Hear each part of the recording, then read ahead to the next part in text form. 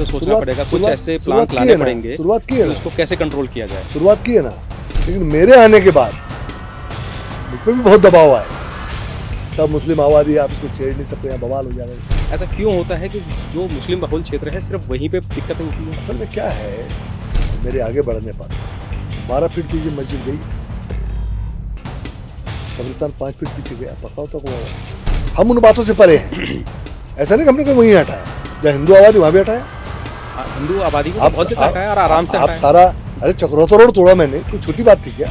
तो आपको लगता है कि गैरसैंण राजधानी होनी चाहिए? मुख्यमंत्री से मिला भी था इस बारे में। गैरसैंण को जीवंत राजधानी बनाई, सिर्फ सत्र करने के लिए नहीं। हरीश रावत जी से कि अगर मेरे को मालूम चल जाता कि मेरी सरकार गिरने वाली है, तो एक दिन पहले भी मालूम चल जाता, तो मैं उसी दिन जो है घोषित कर देता कि वो गैरसैंण जो है आज से हमारी पूर्णतः राजधानी। और जब हरीश रावत ने कहा कि मैं गैरसैंण में राजधानी चाहता हूँ, अस्थायी राजधानी चाहता हूँ, तो तिलक राज बेड़ उनके नेता कहते कि राजधानी देहरादून में होनी चाहिए। हरक सिंह कहते हैं कि व्यवहारिक नहीं हुआ राजधानी बनाना। आज आप सत्ता पक्ष में हो, आपकी सरकार है, और फिर आप ये बातें बोल रहे हो जो कि होनी चाहिए और हो नहीं रही है। मैं आपको बता दूं, मैं सरकार में हूँ, मैं सरकार नहीं हूँ। अरे आपका देश आजाद ही सही मायने में मानसिक गुलामी से बाहर निकलने की कोशिश कर रहा है। हिंदुस्तान की जनता को भी समझना पड़ेगा इस मानसिक गुलामी। आज भी मोहम्मद दीपक जो है राहुल गांधी का वीआईपी होता है। लेकिन मंत्रिमंडल का विस्तार हर साल सुनने में आता है, लेकिन हो नहीं रहा। इसके पीछे कारण क्या है? हम लोग सुनते हैं, ध्यान नहीं देते क्योंकि हमें पता है ऐसा कुछ नहीं होने वाला।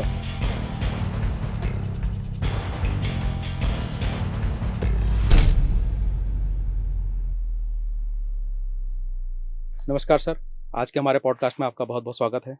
जी धन्यवाद सर। जैसा कि आपको पता है कि अब कुछ ही टाइम बचा है 2027 के चुनाव के लिए, तो आपकी क्या तैयारियां चल रही हैं?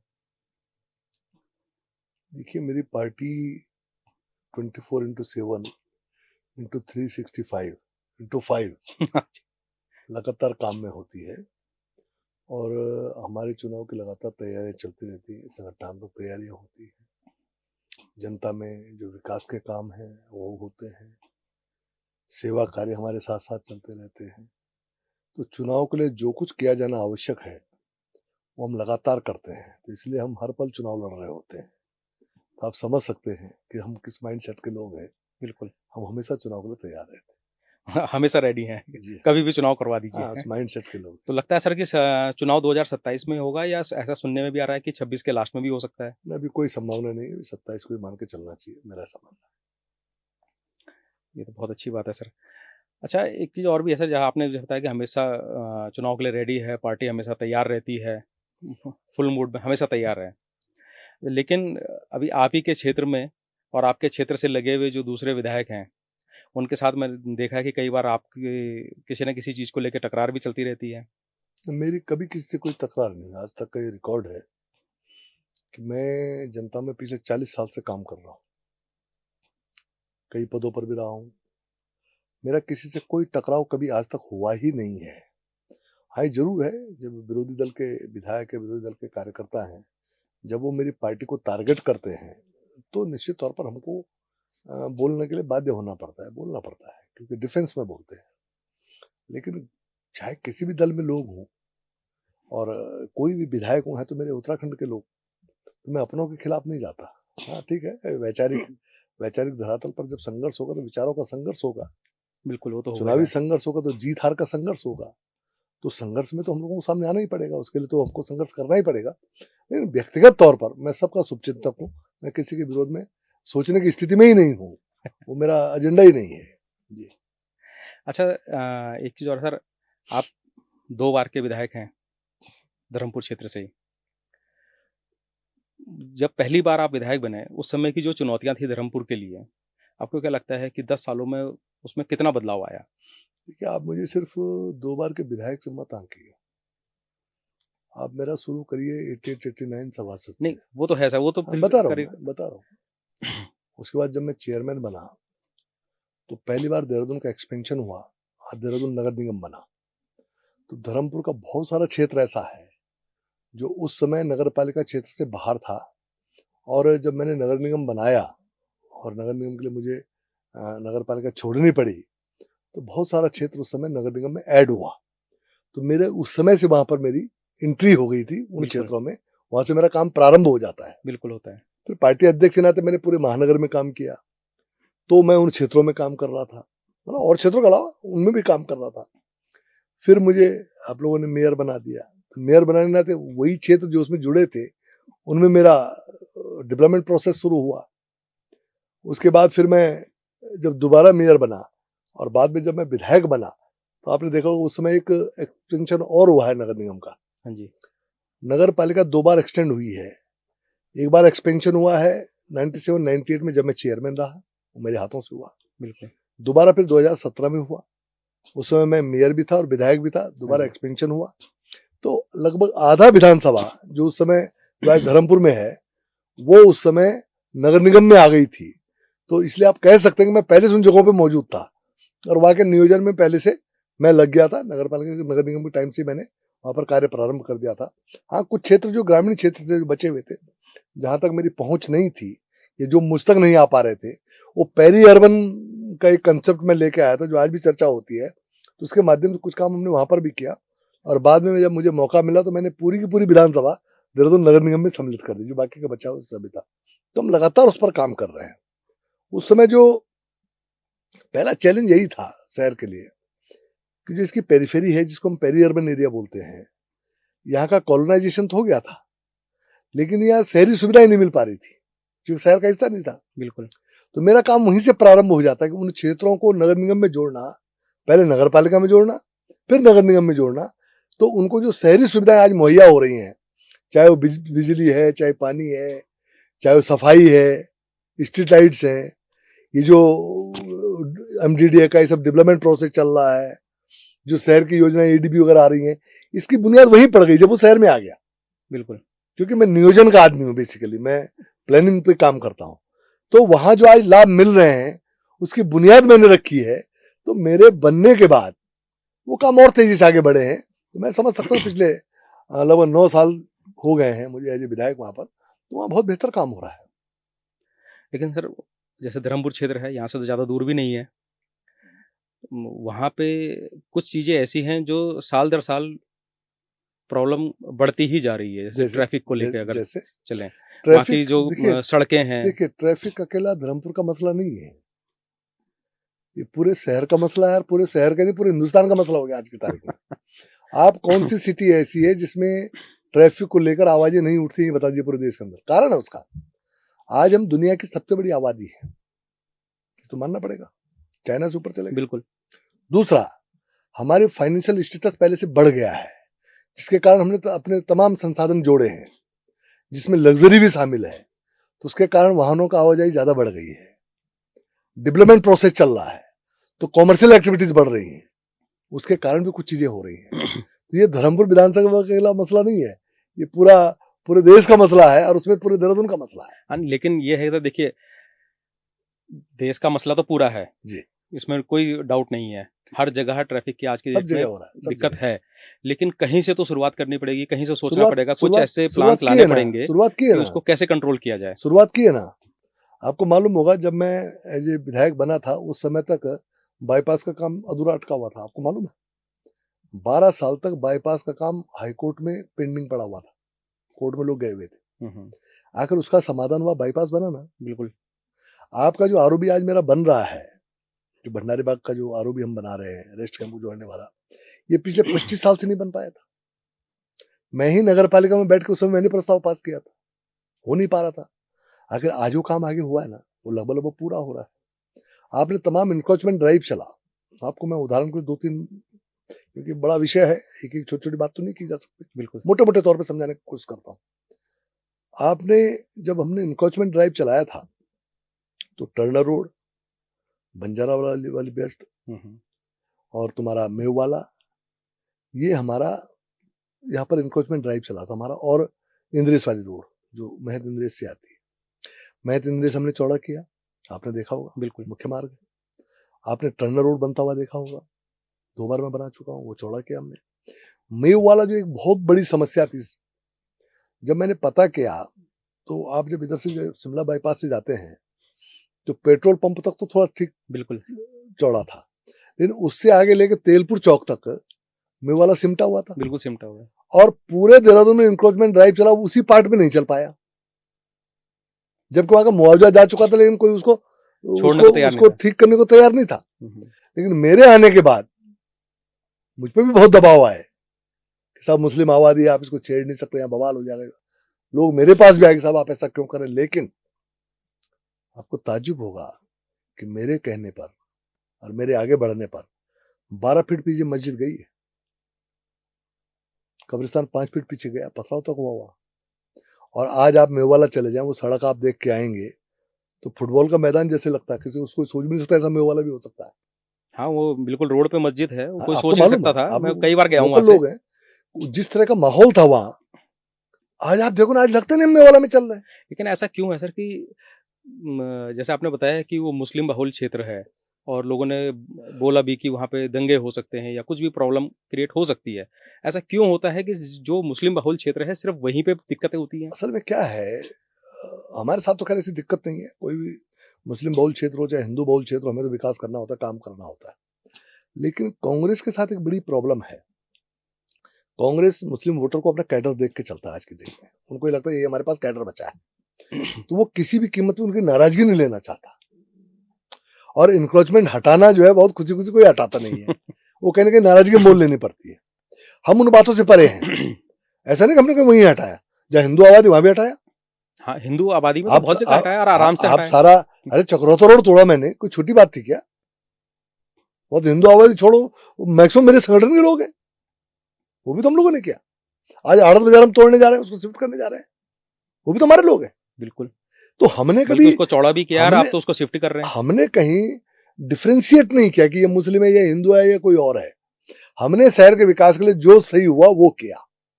अब उसमें अगर मुस्लिम भी आया तो उसको भी नहीं छोड़ा, ये बात कहने की है, ये बात समझने, ये बात समझने की है कि कांग्रेस ने मुस्लिमों को छोड़कर काम किया, हमने किसी को नहीं छोड़ा। शहर के इंटरेस्ट में जो करना पड़ा वो किया। तो ये इसी बीच हुआ है, आपने देखा ये सारे काम ये हो रहे हैं, जिस तरह आप कह रहे हैं कि कनेक्टिविटी, सब कनेक्टिविटी बन रही है। अच्छा, शहर के इंटरेस्ट में विकास तो बहुत हो रहा है, लेकिन ये विकास जो है कहीं ना कहीं एक बहुत बड़ी कीमत भी ले रहा है। देहरादून पहले जब हम देहरादून में हमने अपने बचपन से मतलब जब से हमने देखा तो यहाँ पेड़ पौधे चारों तरफ, सड़कों के किनारे बहुत अच्छे अच्छे बड़े बड़े पेड़ हुआ करते थे। अगर आप देखें आराघर चौक पे सड़क पे ही बहुत बड़ा पेड़ हुआ करता था, बिलखन का पेड़ होता था। तो वो आज जो जिसने देखा होगा, जिसको पता है वो तो उसको मिस करता ही होगा, लेकिन जो नए हैं उनको पता भी नहीं होगा कि यहाँ कितना बड़ा पेड़ हुआ करता था। देखिए क्या है ना, चक्राता रोड पे बिंदाल पुल के नजदीक। देखिए क्या है, देहरादून कभी 70,000 की पॉपुलेशन के लिए बना हुआ था, उससे भी कम पॉपुलेशन में बना हुआ था। आज देहरादून महानगर की पॉपुलेशन, मैं पूरे उस पर नहीं जा रहा हूँ, सिर्फ महानगर, अभी हमने नगर निगम के चुनाव किए, 8 लाख वोटर है। ये माना जाता है कि वोटर की दुगनी पॉपुलेशन होती है। बिल्कुल। तो 16 लाख पॉपुलेशन तो देहरादून नगर निगम क्षेत्र की मान के चलो, आप फ्लोटिंग को हटा दो।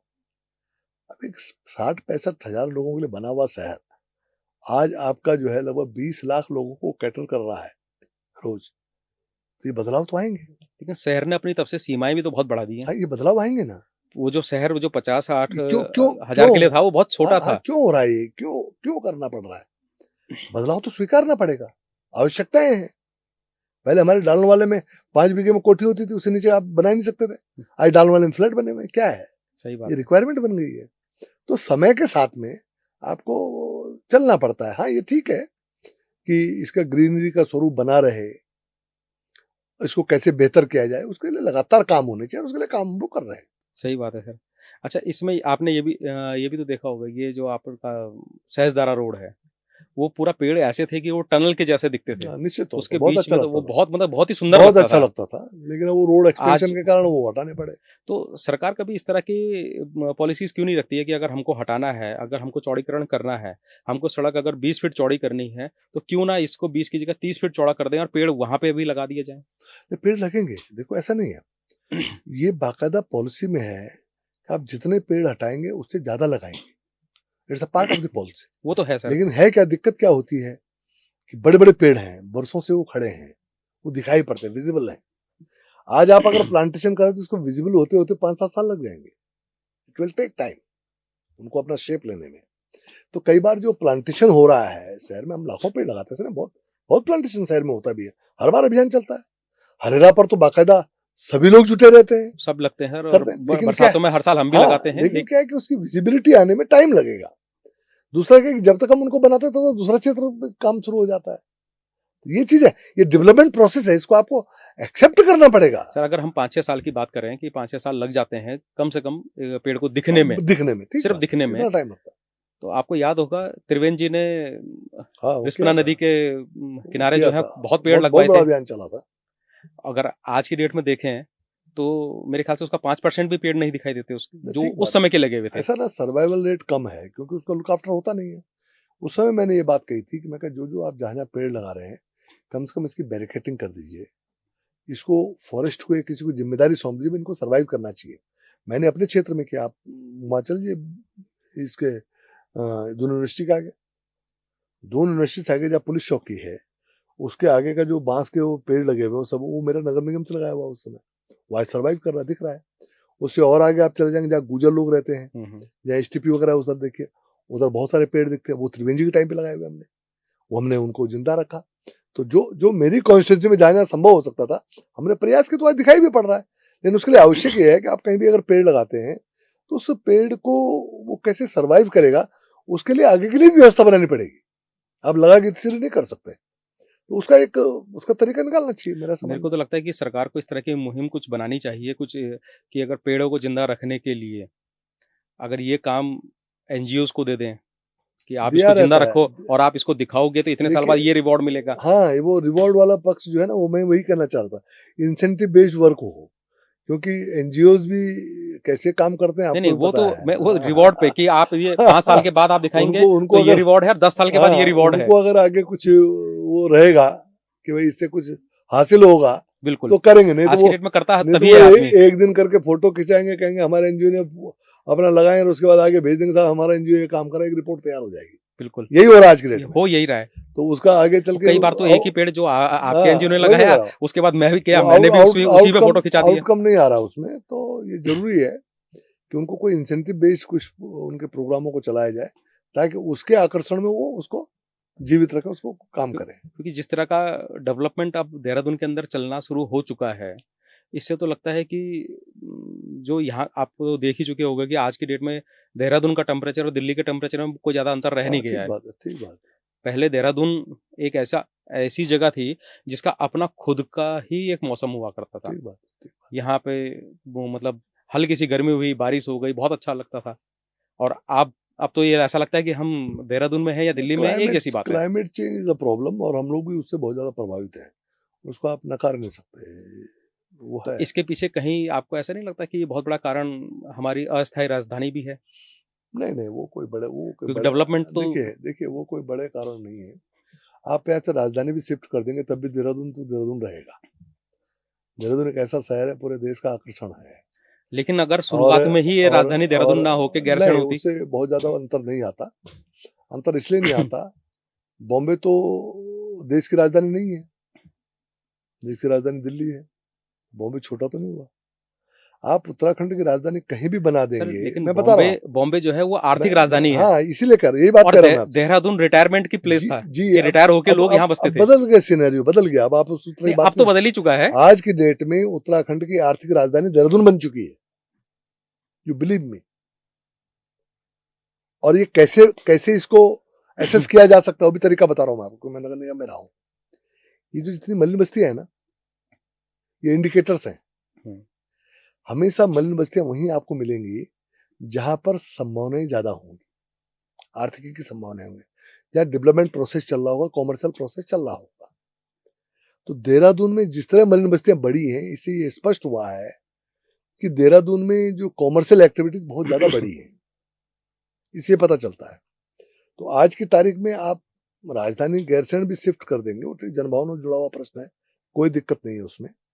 लेकिन देहरादून जो बन चुका है और जो बन रहा है, उसकी वैल्यू कम होने वाली नहीं है, वो ग्रोथ उसका कंटिन्यूअस रहेगा, उस पर ज्यादा प्रभाव नहीं पड़ने वाला। बिल्कुल बिल्कुल है। तो आपको लगता है कि गैरसैंण राजधानी होनी चाहिए? देखिए, हमारे लिए तो ग्रीष्मकालीन राजधानी है भाई, हम तो बना दिए, हमने तो बना दिया, हमसे क्यों सवाल पूछते हो, हम तो बना के आ रहे हैं भाई। अच्छा एक चीज बताइए पूरे साल में 365 दिन हमने में ग्रीष्मकालीन कितने दिन गैरसैंण में सत्र चलता है? ठीक है, वो सत्र कम चल पाता है, ये बात तो माननी पड़ेगी, लेकिन गैरसैंण ग्रीष्मकालीन राजधानी है, इससे ना नहीं कर सकता कोई आज की तारीख में।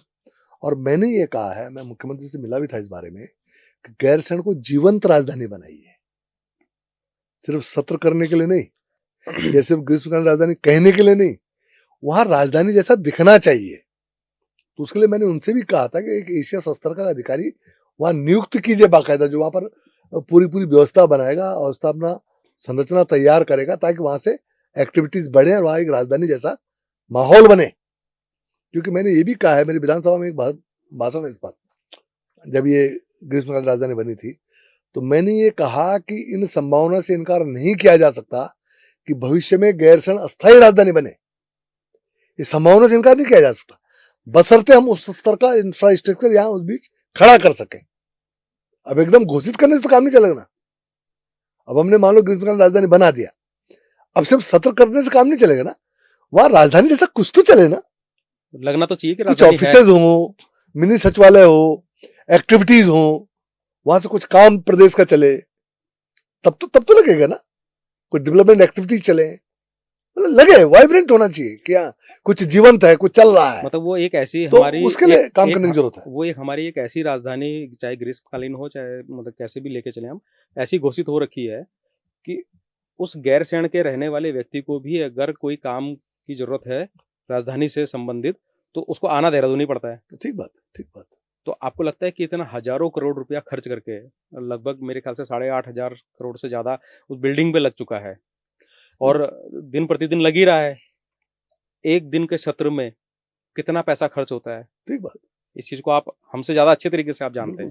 बिल्कुल सही बात। तो वो लगता है कि ये सही हो रहा है, क्योंकि देखिए, मैंने आपको एक बात कही ना, मैंने अपनी भावनाएं आपको स्पष्ट की हैं कि मैं चाहता हूं कि गैरसैंण एक जीवंत राजधानी बने, जीवंत राजधानी। कल मान लीजिए आप उसको राजधानी घोषित कर दीजिए, सब अस्थायी राजधानी है, और देहरादून अस्थायी, ये करेंगे ना, और सारी एक्टिविटीज देहरादून में चलेगी, गैरसैंण को क्या मिलेगा? सिर्फ एक लाइन लिखी जाएगी, क्या मिलेगा? बस एक बोर्ड और लग जाएगा। यस। तो जब तक आप वो इंफ्रास्ट्रक्चर वहां खड़ा नहीं करते, वहां से राजधानी का संचालन प्रारंभ नहीं करते, अभी हाफ डन तो है ही ना, ग्रीष्मकालीन राजधानी हाफ डन तो है ना, राजधानी तो कह दिया ना, हाँ, बस ये कह दिया ना, तो आप ग्रीष्मकालीन तो बनाओ उसको ठीक से पहले, भाई वहां से कुछ तो चले। हाँ, मतलब अब हम यहाँ बैठकर देहरादून में जाके राजधानी बोलते रहते हैं। बहुत सारे लोग मुझे ऐसे मिले जिन्होंने गैरसैंण आज तक देखा ही नहीं है, यहाँ बैठकर राजधानी बात करते हैं, बहुत सारे लोग। बिल्कुल सही बात है। उसी एरिया के बहुत सारे लोग ऐसे हैं जिनसे मैं अगर बात करता हूँ, वो कहते हैं हम 4 साल से गए ही नहीं, 5 साल से गए ही नहीं। और थोड़ा भी आप कोई हल्की सी इधर उधर बात कर दीजिए, तुरंत कमेंट कर देंगे साहब ये तो बेकार है, ये तो विद्रोही है, तो नालायक है, ये गैरसैंण के खिलाफ बोला। अरे खिलाफ कहाँ बोल रहे हैं भाई, हमें कह रहे उस गैरसैंण को जिंदा करो, सब मिलके खड़ा करो ठीक से। अभी इस पे हाल ही में आपका एक बयान भी आया था वो ठंड को लेके। नहीं, असल में उसको बयान क्या कहो, वो एक रिएक्शन था। हाँ, रिएक्शन। क्योंकि कांग्रेस बार बार, जो दलीप रावत हमारे विधायक हैं, दिक्कत क्या है कि पब्लिक डोमेन में आदमी ये देखता नहीं कि इस आदमी का क्या योगदान है। दलीप रावत के पिताजी भारत सिंह रावत जी पहाड़ की पहचान थे, बड़े कद्दावर नेता हमारे रहे यूपी के टाइम से, उनकी पूरी फैमिली पॉलिटिकल फैमिली है। दलीप रावत खुद लैंसडोन विधानसभा से विधायक है, सिद्धबली के महंत हैं, पहाड़ पर रहने वाले व्यक्ति हैं। उनसे पहाड़ के खिलाफ उनके मुंह से सुनने की अपेक्षा कैसे हो सकती है? वो अगर कुछ बोल रहे तो उसको ढंग से समझना चाहिए। उन्होंने क्या कहा था, उन्होंने जो भराड़ीसैंण है, गैरसैंण और भराड़ीसैंण में लगभग 14 किलोमीटर का अंतर है, ऐसा बताते हैं, ठीक है ना। मैं भी गया हूँ, जब गैरसैंण तो अलग से जाना पड़ता है, ऊपर जाना। तो उन्होंने भराड़ीसैंण की जो भौगोलिक परिस्थितियां हैं उसके बारे में कोई बयान दिया होगा, अपनी राय रखी होगी। राय तो कोई भी रख सकता है, कोई भी रख सकता है। अब राय रखने का मतलब ये तो है नहीं कि आप विरोधी हो गए। सही बात है भाई, मान लो मैं आपके बारे में राय रखूंगा, आपकी मूछें बहुत अच्छी लग रही हैं, इसका आशय ये तो नहीं कि मैं भी मूछें रखूंगा। सही बात है, मुझे लग रही है आपके चेहरे पे अच्छी लग रही, हो सकता मेरे पे ना लगे, राय है ना, बिल्कुल राय है। तो उन्होंने उसकी भौगोलिक परिस्थितियां सामने रखी, कांग्रेस ने उसका मजाक बनाया, कांग्रेस ने उस पर आरोप नहीं लगाया, बाकायदा खिल्ली उड़ाई उस बयान की, मजाक बनाया कि साहब भाजपा के लोगों को ले वहां रजाई की व्यवस्था कर दीजिए, हीटर की व्यवस्था कर दीजिए, ऑक्सीजन सिलेंडर लेके जाइए। ये क्या है? ये मजाक है ना। और इस विषय को लेकर एक नौजवान पत्रकार था, उसने मुझसे सवाल किया, तो मैंने अपना जवाब दे दिया था, मेरा बात खत्म हो गई थी, लेकिन वो मेरे पीछे ही पड़ गया। तो क्या वहां रजाई लेके जाएंगे क्या, ये कर। फिर मैंने कहा एक बात पता ही है, अब वो विषय वहां तक, गैरसैंण का विषय वहां पर कट हो गया। अब विषय ये आ गया, क्या वहां आप रजाई लेके जाएंगे क्या, क्या वहां हीटर लगाएंगे क्या? अब मुझे एक बात बता दीजिए आप, क्या भराड़ीसैंण में क्या कांग्रेस टी शर्ट में जाएगी क्या? क्या वहां रजाई नहीं ओढ़ेगी क्या? बताइए ना। सही बात है। क्या वहां हीटर का प्रयोग नहीं करेगी क्या? मान लो पहाड़ों पे ऑक्सीजन लेवल ऑलरेडी कम होता है, सभी जगह होता है, ऐसा कोई वो अलग अलग विषय। वहां पर किसी को ऑक्सीजन लेवल कम होने के कारण कोई प्रॉब्लम होगी तो मेडिकल एड नहीं लेगा क्या? क्या 80-80 साल के आदमियों को, मैंने ये जरूर आक्रोश में मैंने थोड़ा सा वो उसके पिता शब्द का प्रयोग कर दिया, तो वो थोड़ा नाराजगी वाला कारण बन सकता है, हो सकता है, क्योंकि कई बार क्या होता है कि आप वाणी दोष हो जाता है, हो जाता है, कई बार हो जाता है आक्रोश, क्योंकि जोश जब में ज्यादा ये ज्यादा हो जाती उन्होंने हैं। ज्यादा प्रोवोक किया तो बच्चे की उम्र का है, तो मेरे को थोड़ा सा बिल्कुल होता है। नाराजगी भी लगी कि अनावश्यक क्यों इस विषय पर चल रहा है। लेकिन ठीक है, उनका अपना पोर्टल वोटल जो भी होगा, उन्होंने जो चलाना उनका सब्जेक्ट है। लेकिन मैंने जिस संदर्भ में कहा, कि मैंने ये कहा कि मजाक मत बनाओ इस बात का, 80 साल के आदमी को हम बिना ठंड में बिना व्यवस्था के नहीं भेज सकते, यही तो कहा मैंने। सही बात। क्या गलत कहा? और मैंने कहा जाएंगे गैरसैंण में सत्र भी करेंगे। और मैं आज फिर बोल रहा हूं, फिर कह रहा हूं कि गैरसैंण में इतनी अवस्था सुविधाएं जुड़ा देनी चाहिए कि भविष्य में वो अस्थायी राजधानी बन सके। विनोद चमोली आंदोलनकारी है, ठेठ पहाड़ी है, पहाड़ के बारे में, पहाड़ के लिए जीते हैं, पहाड़ के लिए मरेंगे भी, ये जीवन का ध्येय है। सही बात कही आपने। जीवन का ध्येय है। इन बच्चों के कहने से कोई हम गैरसैंण विरोधी नहीं हो जाते। उस गैरसैंण को ग्रीष्मकालीन राजधानी बनाने वाले भी हम ही लोग हैं, और हम ही लोग खुशी में रोए थे वहां पर। या तो कोई रोया होगा, नहीं रोया होगा, कि चलो कम से कम कुछ तो हुआ, आगे तो बढ़े। जब यहां तक बढ़े तो उससे और आगे भी बढ़ जाएंगे, कुछ और भी धीरे धीरे कुछ और आगे भी बढ़ जाएंगे। और आज मैं बार बार प्रयास कर रहा हूं कि गैरसैंण को मैं जीवंत राजधानी बना सकूं, ताकि भविष्य में कभी भी मैं होऊंगा, नहीं तो मेरी आने वाली पीढ़ियां होंगी, आप जैसे लोग होंगे, जो नौजवान लोग आगे आएंगे, तो कोई ना कोई ये बड़ा निर्णय भी लेने की स्थिति में आ सकता है।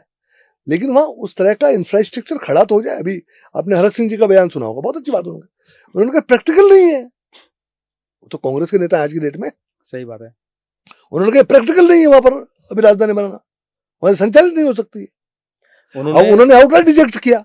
उन्होंने यहीं पे इसी स्टूडियो में बैठकर हाँ? ये बात क्लियर बोली थी कि ये संभव ही नहीं है। कहता रहा हूं ना, लेकिन मैं विनोद चमोली बोल रहा हूं कि संभावना है।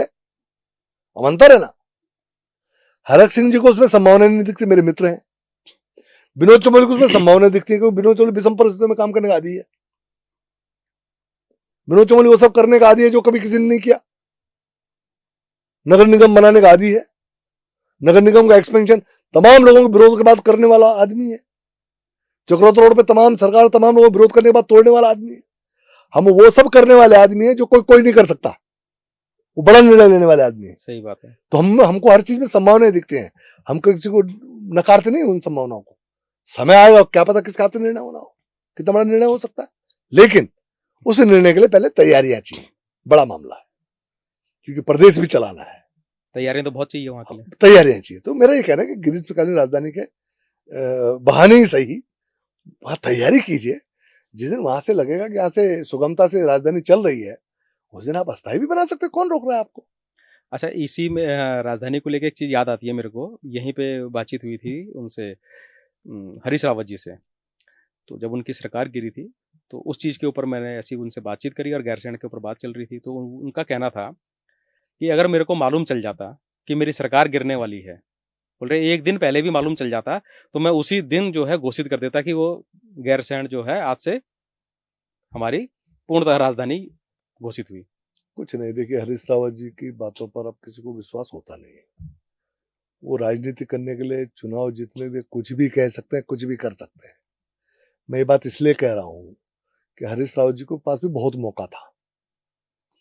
उनको हमारा ग्रीष्मकालीन राजधानी घोषित करने का इंतजार करने की जरूरत क्या थी? उनको अपनी सरकार गिरने और बचाने से ज्यादा महत्वपूर्ण क्या गैरसैंण दिखता था क्या? मुझे बताइए, जब उनकी सरकार गिरी, पहले जब कांग्रेस टूटी हाँ जी। उसके बाद भी उन्होंने सर्वाइव किया ना, है ये मुख्यमंत्री काम करते रहे। अभी ये तो उनको मालूम था कि मैं जा रहा हूं, आधा कांग्रेस टूट गई थी। मैं इतना हल्का पॉलिटिशियन तो उनको नहीं मानता, अनुभवी आदमी है। बिल्कुल ये तो उनकी भी समझ में आ गया था कि भाई अब हम जाएंगे, कुछ ही दिन की बात है। मैं तो कर देते ना। अब घड़ियाल आया सुबह से क्या होगा। और मैं आज बता रहा हूं उनके स्टैंड की पोल खोल रहा हूं। अभी आपका आंदोलन हुआ, विरोध प्रदर्शन हुआ भाजपा के खिलाफ, कांग्रेस का राजनीतिक कार्यक्रम था, उसमें गैरसैंण अस्थायी राजधानी का विषय कहाँ था, आप बताइए। और जब हरीश रावत ने कहा कि मैं गैरसैंण में राजधानी चाहता हूं, अस्थायी राजधानी चाहता हूं, तो तिलकराज बेहड़ उनके नेता कहते कि राजधानी देहरादून में होनी चाहिए। हरक सिंह कहते हैं कि व्यवहारिक नहीं हुआ राजधानी बनाना। क्या हरीश रावत ने खंडन किया उन लोगों को? उल्टा करण मेहरा जो तात्कालिक अध्यक्ष थे उन्होंने कहा साहब इनके ये व्यक्तिगत विचार है, ये कांग्रेस पार्टी का एजेंडा ही नहीं है। कांग्रेस पार्टी का इससे कोई मतलब नहीं है, तो बोला उन्होंने बाकायदा, ये तो मैंने सुना है। ये बात सही तो कही अब मुझे आपने। एक बात बताइए, जिस पार्टी में इतने मुंह इतनी बातें हो रही हो, जिसका वो एजेंडा ही नहीं है, इतना बड़ा मूवमेंट देहरादून में हुआ, इतने लोग उन्होंने इकट्ठा किए जैसे तैसे, और उसमें गैरसैंण को राजधानी का विषय नहीं लिया, आप कैसे उन पर विश्वास कर सकते हैं? भाई हम तो डंके की चोट पे बोल रहे हैं ना। हमने अपने घोषणा पत्र में गैरसैंण को ग्रीष्मकालीन राजधानी का विषय जोड़ा था, और माननीय त्रिवेंद्र जी ने मुख्यमंत्री रहते हुए बजट सत्र में गैरसैंण को ग्रीष्मकालीन राजधानी घोषित कर दिया। हमने जो कहा वो कर दिया, ठीक। अब मैं बोल रहा हूं एक जिम्मेदार आदमी भारतीय जनता पार्टी का, कि हमको उसको पहले जीवंत ग्रीष्मकालीन राजधानी बनाना है, जिसमें अभी हम पीछे हैं, मैं स्वीकार रहा हूं। उस पर हमको कदम बढ़ाना पड़ेगा, आगे बढ़ के काम करना पड़ेगा। और ये भी मैं ही बोल रहा हूं, मैंने विधानसभा का भाषण में कोई नई बात नहीं बोल रहा हूं, वो तो रिकॉर्डेड होते हैं। बिल्कुल, वो समय भी आ सकता है कि जब यहां से राजधानी अगर संचालित होनी शुरू हो गई तो भाजपा ही होगी जो इसको अस्थायी राजधानी बना सकती है, लेकिन उसके लिए समय का इंतजार करना पड़ेगा, वहां पर व्यवस्थाएं जुटानी पड़ेंगी। तो क्या गलत है इसमें? मैं कोई राजनीतिक बात तो नहीं बोल रहा हूं, मैं तो गैरसैंण भाषण दे चुका हूं इस बात को लेकर विधानसभा के अंदर, और आज भी दोहरा रहा हूं, और फिर कह रहा हूं कि ग्रीष्मकालीन राजधानी में भी अभी काम होना बाकी है। वहां अभी तो बहुत काम होना बाकी है। मैं कोई श्रेय नहीं ले रहा हूं, मैं कह रहा अभी काम होना बाकी है, काम करो। मैंने मुख्यमंत्री से बात की है कि काम करो, ठीक करो उसको, मैं पार्टी का जिम्मेदार। शुरुआत, मेरे को लगता है शुरुआत तो ऐसे की जा सकती है कि जितने भी सत्र चले हैं, आप सत्र के लिए ही चले जाओ, उससे काम नहीं चलेगा। स्टार्टिंग मैं शुरुआत तो की जा सकती है, तुम जाहिर है ना, लेकिन उससे काम नहीं चलेगा। काम इसलिए नहीं चलेगा, तो अक्सर ये होता है सर कि 2-3 दिन का घोषित होता है, 2 दिन में वापस आ जाते हैं। सरकार का कामकाज सत्र नहीं है, सत्र तो विधानसभा की जिम्मेदारी है। विधानसभा को सत्र कराना होता है, विधानसभा प्रशासन को, सरकार को सत्र में जाना होता है। सरकार के कामकाज का मतलब यह है कि वहां कुछ मिनी सचिवालय खुले, बिल्कुल, वहां पर कुछ प्रमुख ऑफिसेज खुले, वहां से ऑफिसेज का काम संचालित हो, तब सरकार का मूवमेंट दिखाई पड़ेगा। सिर्फ सदन में मतलब ये है कि कुछ अधिकारी साल भर वहां रहे, सिर्फ सत्र कर देना, ये सरकार का मूवमेंट नहीं है।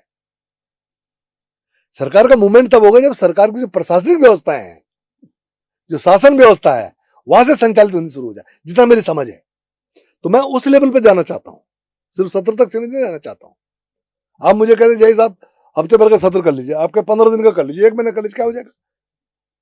अरे हम तो परमानेंट वहां बैठकर काम करना चाहते हैं। वहां मंत्रालय बनाइए ना, उनके कुछ ऑफिसेज दीजिए ना, मंत्री जाएंगे, हफ्ता रहेंगे, 2 रहेंगे, 4 दिन रहेंगे, वहां से अपने विभाग चलाएंगे, ऐसा कुछ होगा ना। जो आपकी इच्छाएं सर सुनने में बहुत अच्छी लग रही हैं, सरकार भी आप ही लोगों की है, तो इसको होने में दिक्कत कहाँ है? देखिए, मैं दिक्कत नहीं होनी चाहिए, तो मैंने आपको कहा ना, मैंने माननीय मुख्यमंत्री से बात की कि इनिशियली आप पहले एक एसीएस स्तर का आदमी वहां बिठा दीजिए। सीएस यहां बैठते, एसीएस वहां बैठे, एसीएस बैठेगा और उसको कहा जाएगा भाई यहाँ अवस्थापना संरचनाएं आप बनाइए, तो वो उस प्रोसेस में लग जाएंगे, उनका एक्सक्लूसिव वही काम होगा। बिल्कुल, सरकार का काम फंडिंग का रह जाएगा। तो जब एक्सक्लूसिव वो इस पर काम करेंगे तो फिर आगे धीरे धीरे चीजें ठीक होती चलेंगी, लेकिन पहले हमको कुछ व्यवस्था तो बनानी पड़ेगी ना, ये मैंने कहा है। और मैं मान रहा हूं इस बात को कि अभी इसमें हम आगे नहीं बढ़े, आगे बढ़ना चाहिए, ये मेरा मानना है। अवसर आएगा करेंगे, लेकिन पिछले अगर 2 सरकारें देखें तो आप ही लोगों की है। ठीक है ना, उम्मीद है कि शायद तीसरी सरकार भी आपकी होगी, होनी चाहिए, होगी। तो मतलब ये ही ऐसा अगर अब ये आप, होता अब आप है, ये भी उम्मीद रखिए कि आगे हम ही इसको करेंगे, ये मान के चलिए आप। लेकिन इसकी कोई समय सीमा नहीं है। क्यों नहीं समय सीमा है? हमने कोई 50 साल थोड़ा भी जिंदा रहना है। नहीं, हमने कम समय रहना है और अपने समय पे रहते ही करना है, आप चिंता मत करिए। मैं तो इसलिए बोल रहा हूँ क्योंकि उत्तराखंड को बने हुए तो वैसे 25 साल हो चुके हैं। हाँ ठीक है, आह, 25 साल में विभिन्न क्षेत्रों में काम हुए, ऐसा नहीं कि नहीं हुआ है। आज ग्रीष्मकालीन राजधानी बनी थी 25 साल के अंदर तो बनी है। देखिए, आप आंदोलनकारी रहे हैं, जी। आपको बहुत अच्छे से मालूम है कि उत्तराखंड क्या चाहता था। तो जो आपसे 25-26 साल पहले जो इच्छाएं थी आंदोलनकारियों की, जो यहाँ की जनता की इच्छाएं थी, उसमें से उत्तराखंड बनने के अलावा आपको क्या लगता है क्या-क्या पूरी हुई? देखिए ऐसा है, इंफ्रास्ट्रक्चर में काफी काम हुआ है, पहाड़ों पे भी काम हुआ, सड़कों का जाल बिछा आपने देखा ही है।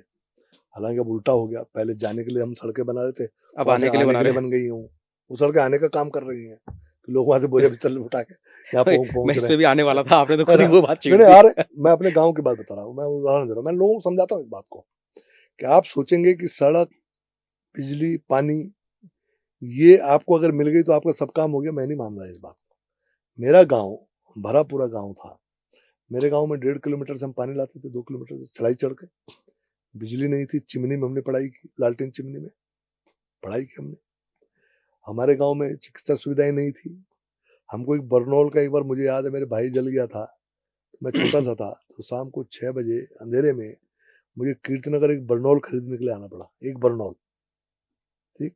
और जो आज हमारी महिला आयोग के अध्यक्ष है ना, इनके पिताजी वहाँ डॉक्टर हुआ करते थे। तो एक बरनौल खरीदने के लिए एक बच्चे को, 10-11 साल का मैं रहा हूँ, पूरा जंगल होते हुए अंधेरे में रात को, और कीर्तिनगर बाघ भी खा जाता, क्योंकि बाघ रहता हमारे यहाँ, लेकिन क्योंकि भाई का मामला था तो मेरी माँ ने मुझे भेजा और मैं बरनौल लेके घर आया।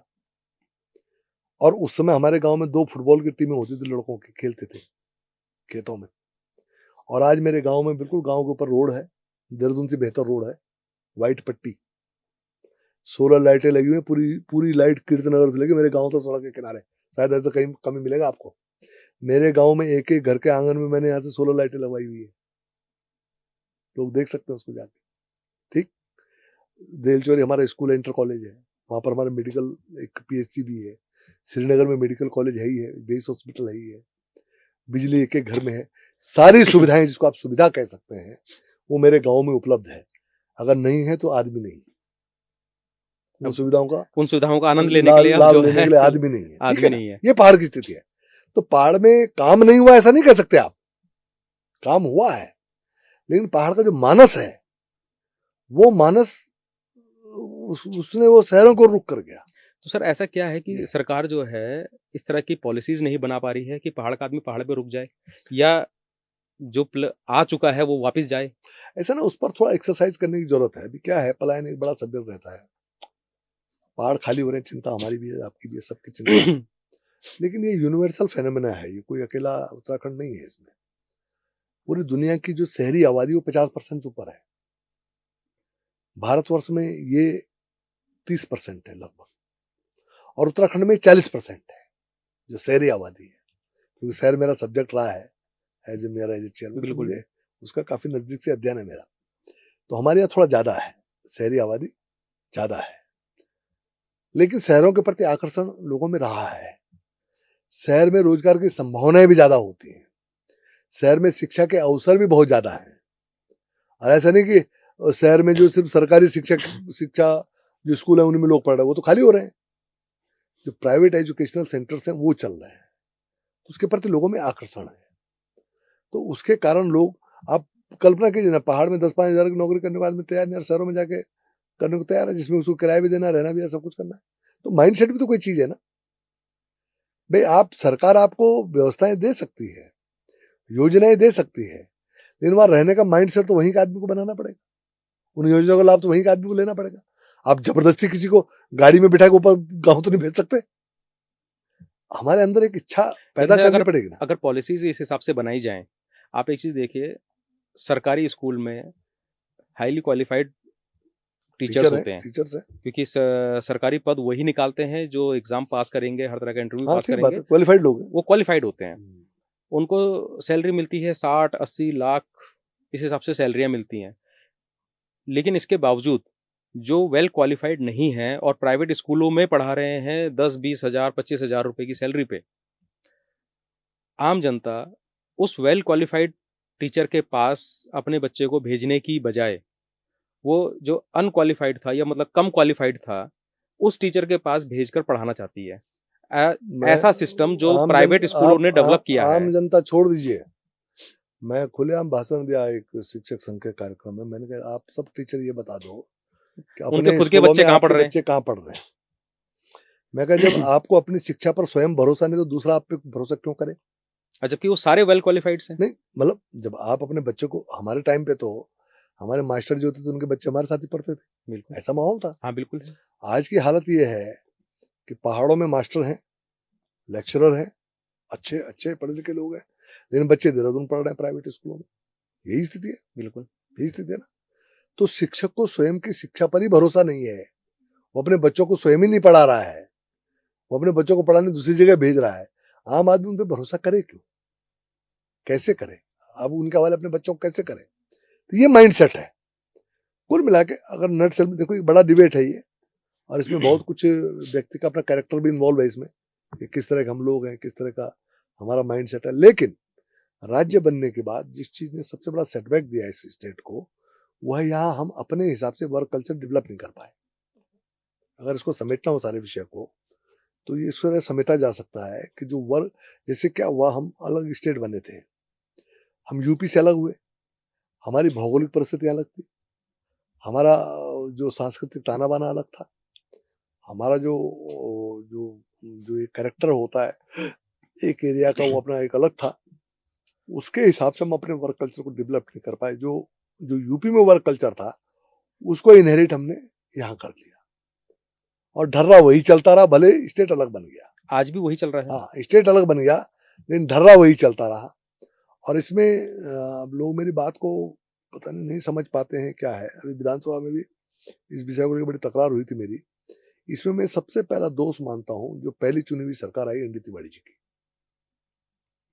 तिवारी जी बड़े बड़े कद के आदमी थे, वो क्षेत्रीय सोच के साथ नहीं चल सकते थे, ये मेरा मानना है। तो उन्होंने वो एक जो जिस तरह का उनका माइंड सेट था उसके हिसाब से उन्होंने यहाँ पर काम शुरू किया। तो पूरा का पूरा यूपी का जो वर्क कल्चर था, क्योंकि वो यूपी में मुख्यमंत्री थे, वो सारा का सारा हमारे मत्थे थोप दिया गया।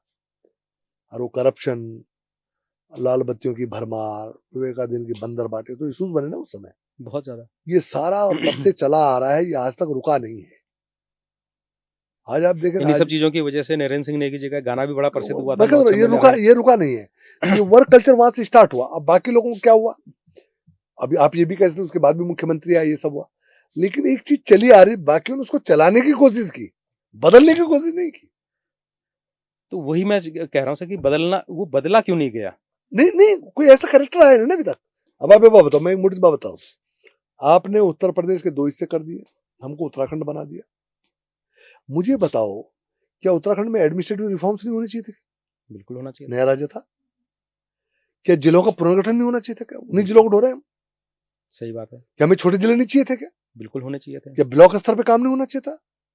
जिला पंचायत पुनर्गठित नहीं होनी चाहिए? हमारी विधानसभाओं के ऊपर बहुत काम होना चाहिए था। कहता रहा हूँ, पहाड़ी क्षेत्र बिल्कुल अलग तरीके का है। अब आज पहाड़ के खाली हो रहे हैं, अगर हम भौगोलिक परिस्थिति पर परिसीमन नहीं करते हैं तो कल के लिए क्या होगा पहाड़ों का? क्या उस पर काम नहीं होना चाहिए क्या?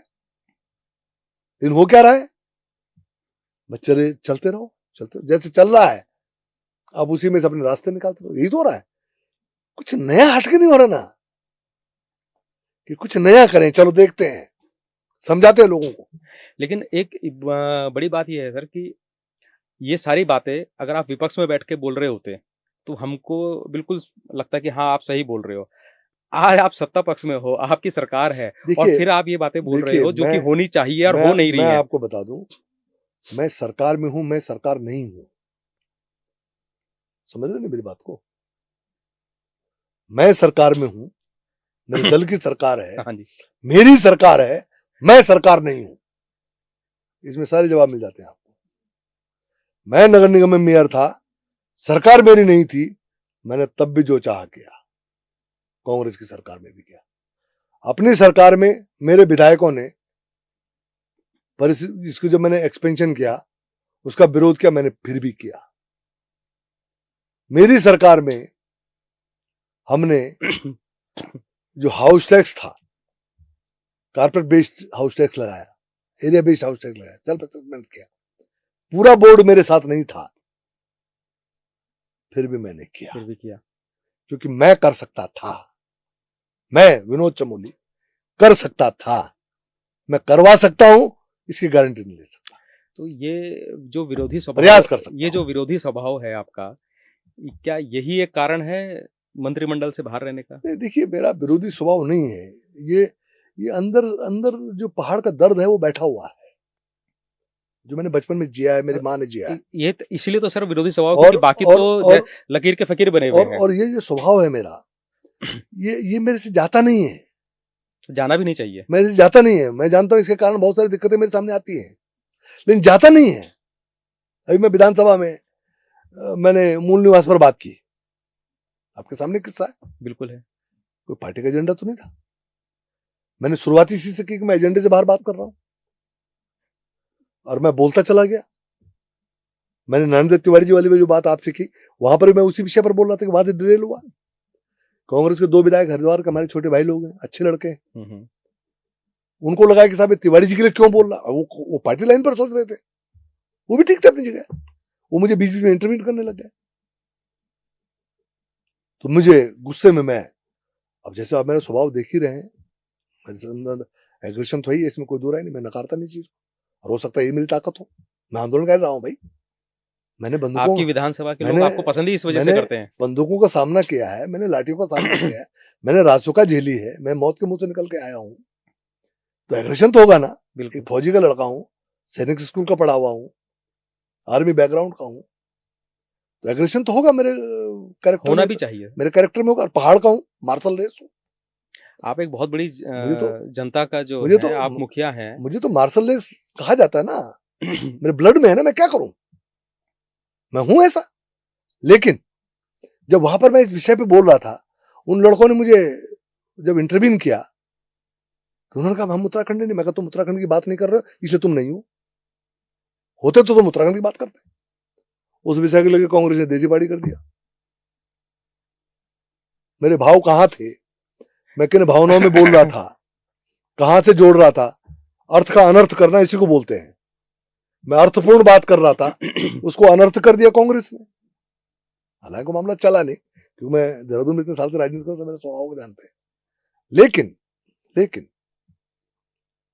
हमारी भावनाएं हैं, और ये माना जाता है कि जो हम बोल रहे हैं, हम जो बात कर रहे हैं, ये जो वायुमंडल में, आकाश में जो आवाज होती है, कभी खत्म नहीं होती। बिल्कुल, ये समय आते अपना प्रभाव दिखाती है।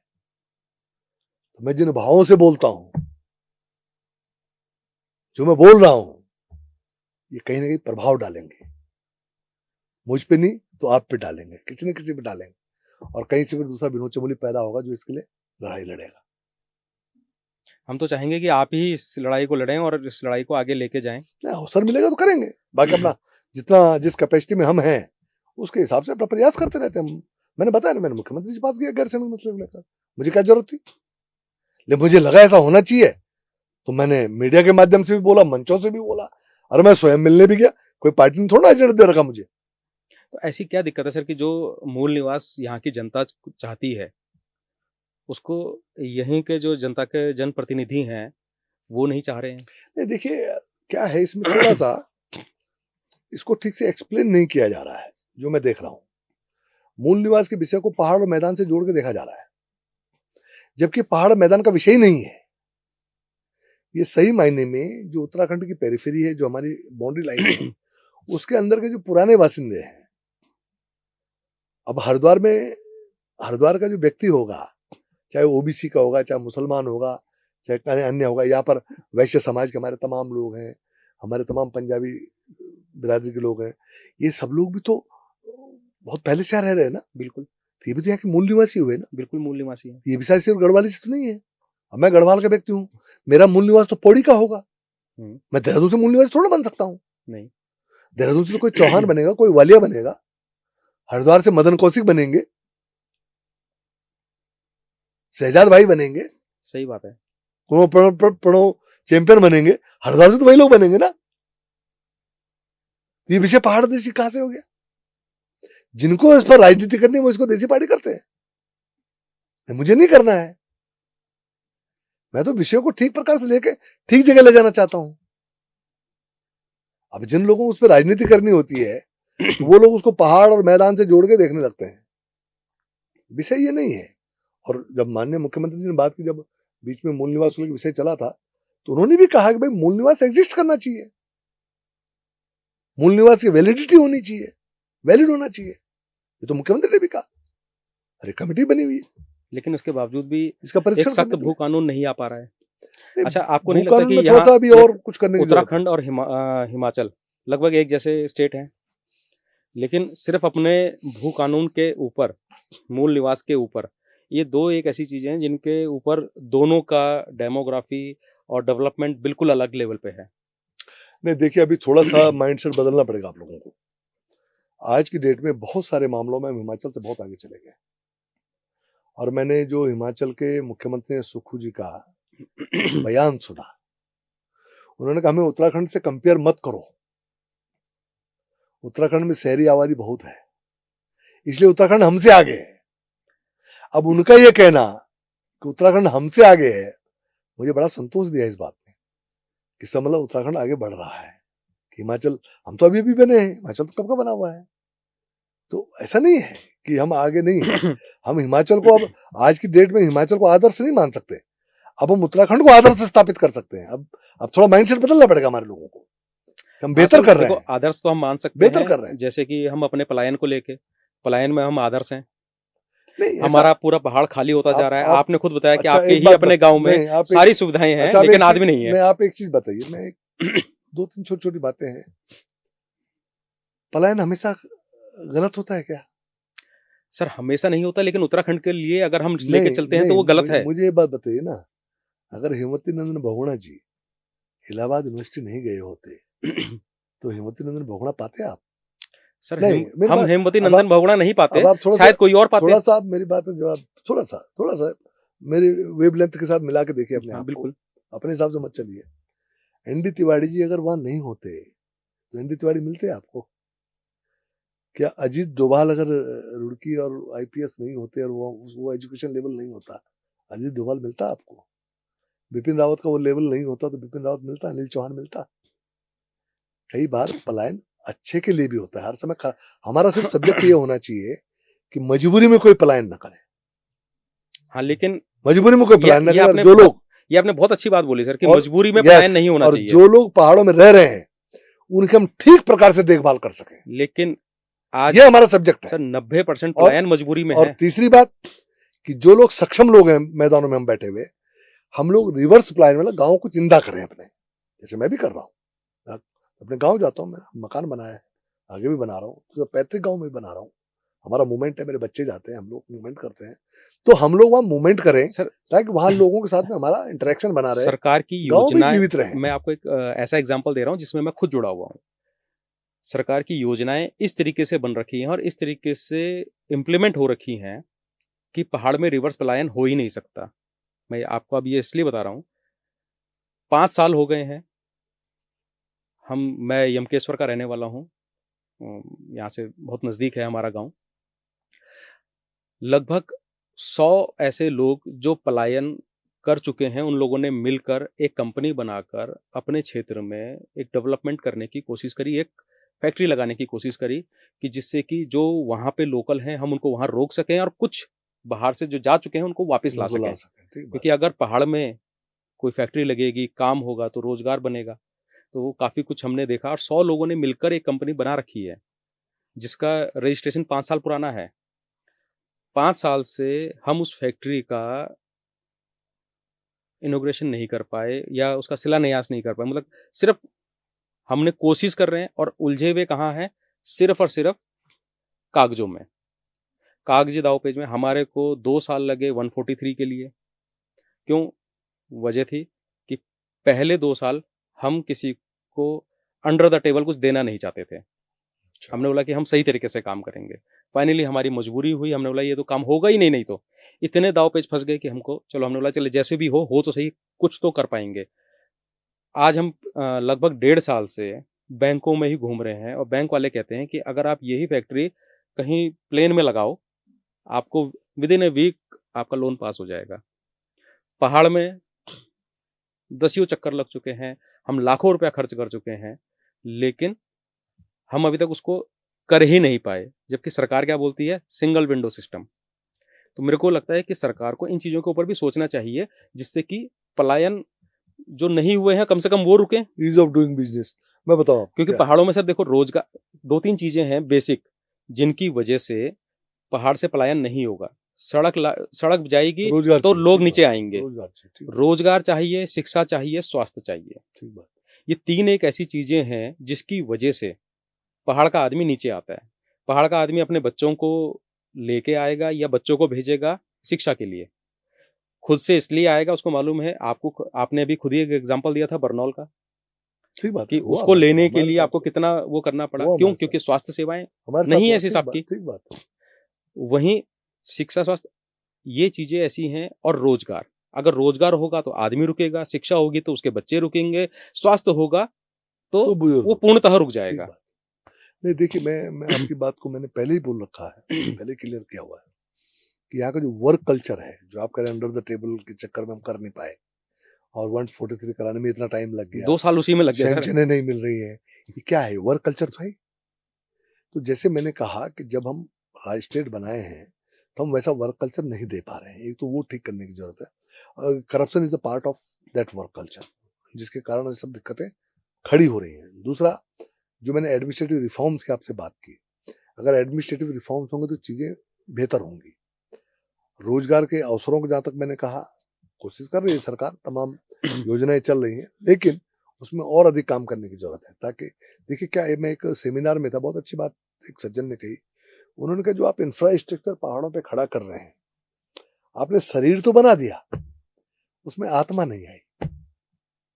सही बात बोली सर। ठीक, तो शरीर में जब तक आत्मा नहीं होगी, जीव नहीं होगा, तो जीवंत नहीं होगा, वो शरीर किसी काम का नहीं काम का नहीं होगा। ठीक हो गया ना?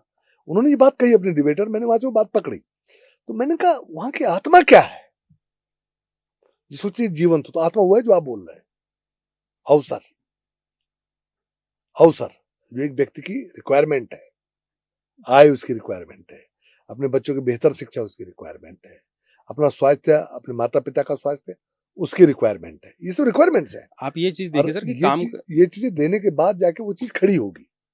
वो जो शरीर है शव के रूप में, वो खड़ा होकर जीवंत हो जाएगा, तो वह पलायन रुक जाएगा। ये इस तरह डिफाइन करना चाहिए इसको, जो मैं समझता हूँ। उस पर काम करने की जरूरत है। और मैंने कहा आपको कि 2-3 चीजें मेरे दिमाग में हैं। एक तो एडमिनिस्ट्रेटिव रिफॉर्म, जो मेरा माइंड बोलता है। दूसरा बंदोबस्त, क्योंकि आपने भी अगर जमीन इकट्ठा की होगी तो आपके पसीने छूट गए होंगे। बिल्कुल। बंदोबस्त एंड चकबंदी, ये दूसरा पार्ट है। वहां पर जो कृषि के क्षेत्र में और कुछ औद्योगिक क्षेत्र में अगर हम कुछ करना चाहते हैं तो ये हमारे लिए बहुत आवश्यक होगा, ये हमको करने की जरूरत है। और तीसरा बात, रोजगार के अवसर। रोजगार के अवसर भी इन्हीं चीजों से निकल कर आएंगे, तो उससे बनेगा। तो कुल मिला के मेरा ये कहना कि अभी काम करने की जरूरत है, बहुत काम करने की जरूरत है सर।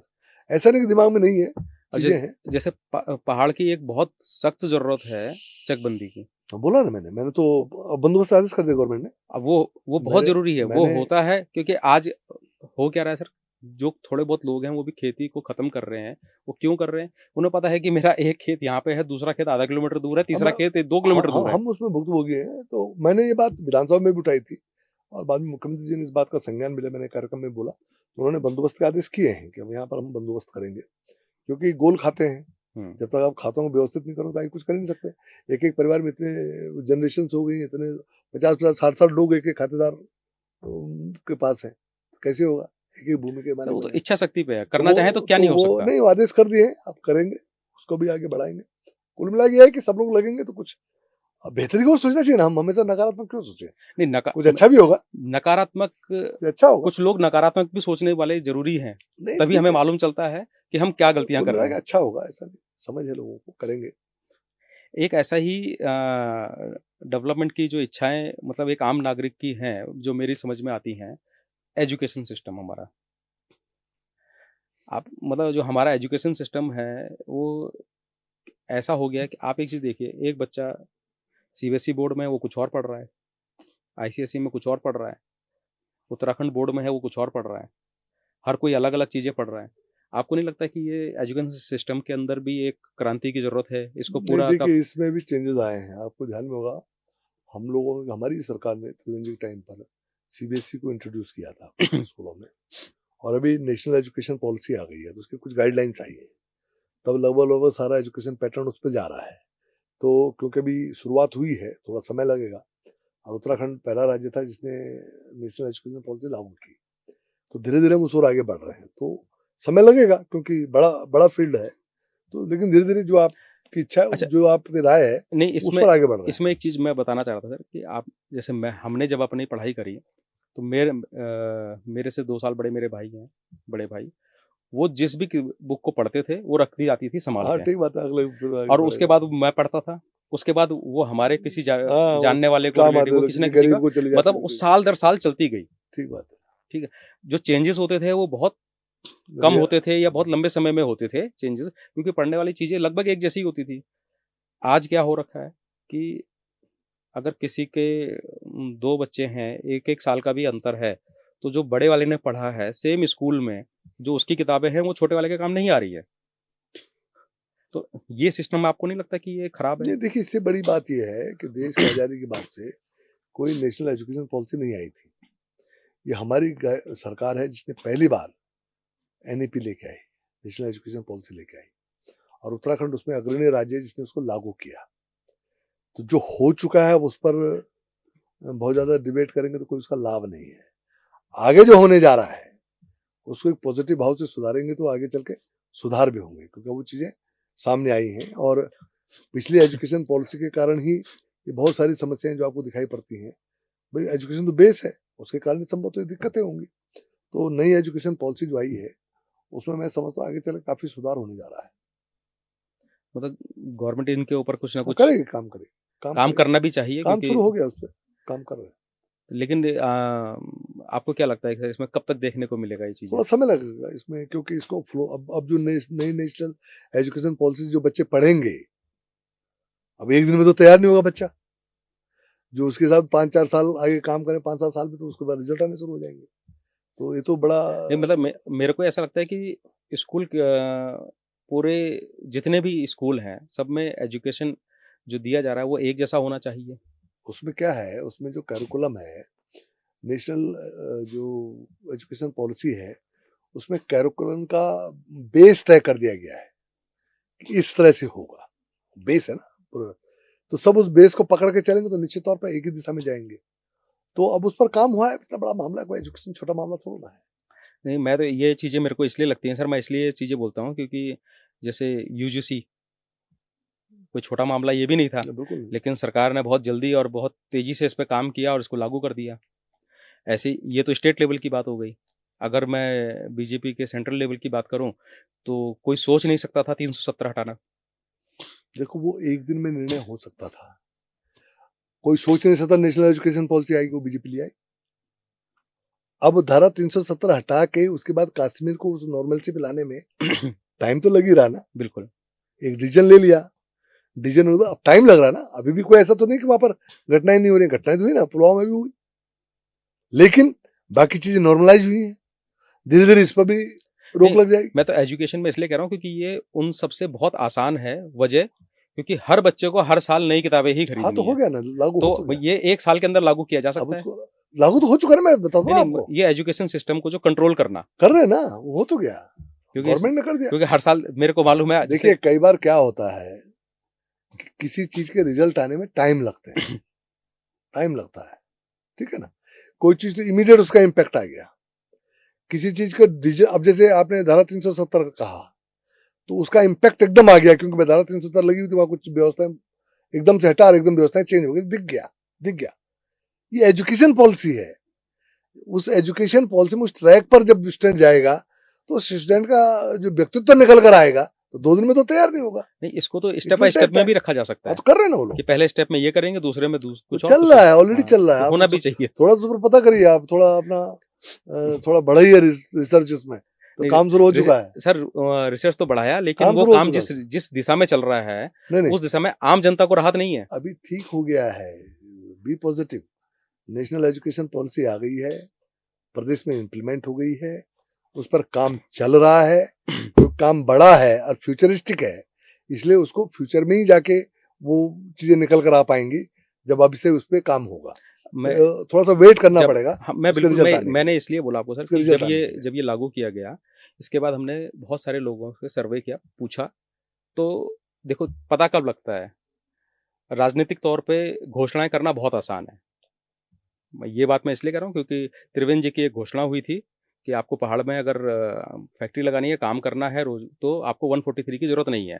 इस बात को लेके जब अपने डॉक्यूमेंट लेके हम उसके पास गए, बैंक के पास, तो बैंक ने सीधा बोल दिया त्रिवेंद्र जी से ले लेना लोन, हमसे लोन लेना है क्योंकि हमारे पास कोई गजट नहीं आ रखा है, हमको तो 143 चाहिए तो चाहिए। आज त्रिवेंद्र जी को गए हुए कितना समय हो चुका है, घोषणा की थी उन्होंने, ठीक है, आज भी 143 चाहिए क्योंकि उसका गजट आया ही नहीं।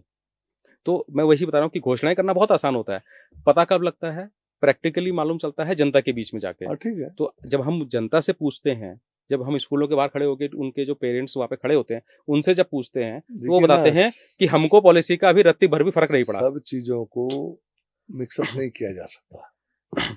एजुकेशन इतना सामान्य क्षेत्र नहीं है भाई।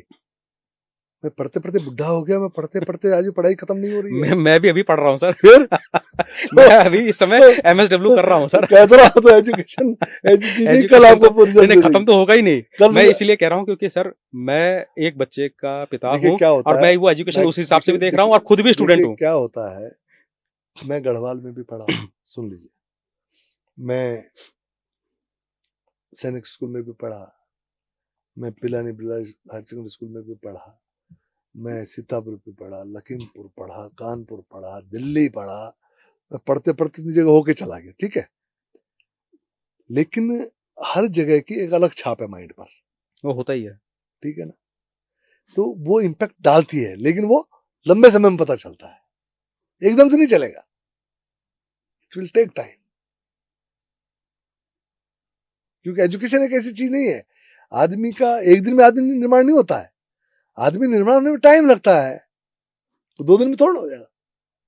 अब गुरुकुल में पांडव गए होंगे तो पहले दिन ही धनुर्धर थोड़ा बन गया होगा।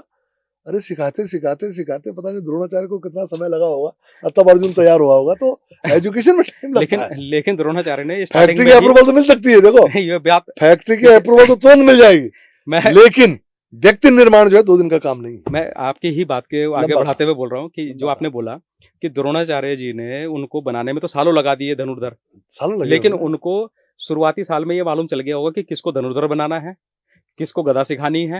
हाँ, तो ये उनको शुरुआत में मालूम चल गया होगा। तो ये एनईपी में आ गया ना, जो आप बात कर रहे हैं, एनईपी में ये आ गया है कि किसका रुझान किधर को होगा, उस तरफ उसको बढ़ाना। ये बल्कि एजुकेशन, इसमें समय लगेगा। एजुकेशन पॉलिसी के अंदर अभी देखिए चाइना ने अपनी चेंज करी है, जापान तो काफी टाइम से कर ही रहा है, और ये उस पॉलिसी पे चल रहे हैं जिस पॉलिसी को कई सौ साल पहले इसी हिंदुस्तान ने डेवलप किया था, हजारों साल पहले, और यहाँ कुछ 100 सालों पहले तक चलती भी थी। ठीक बात, ठीक।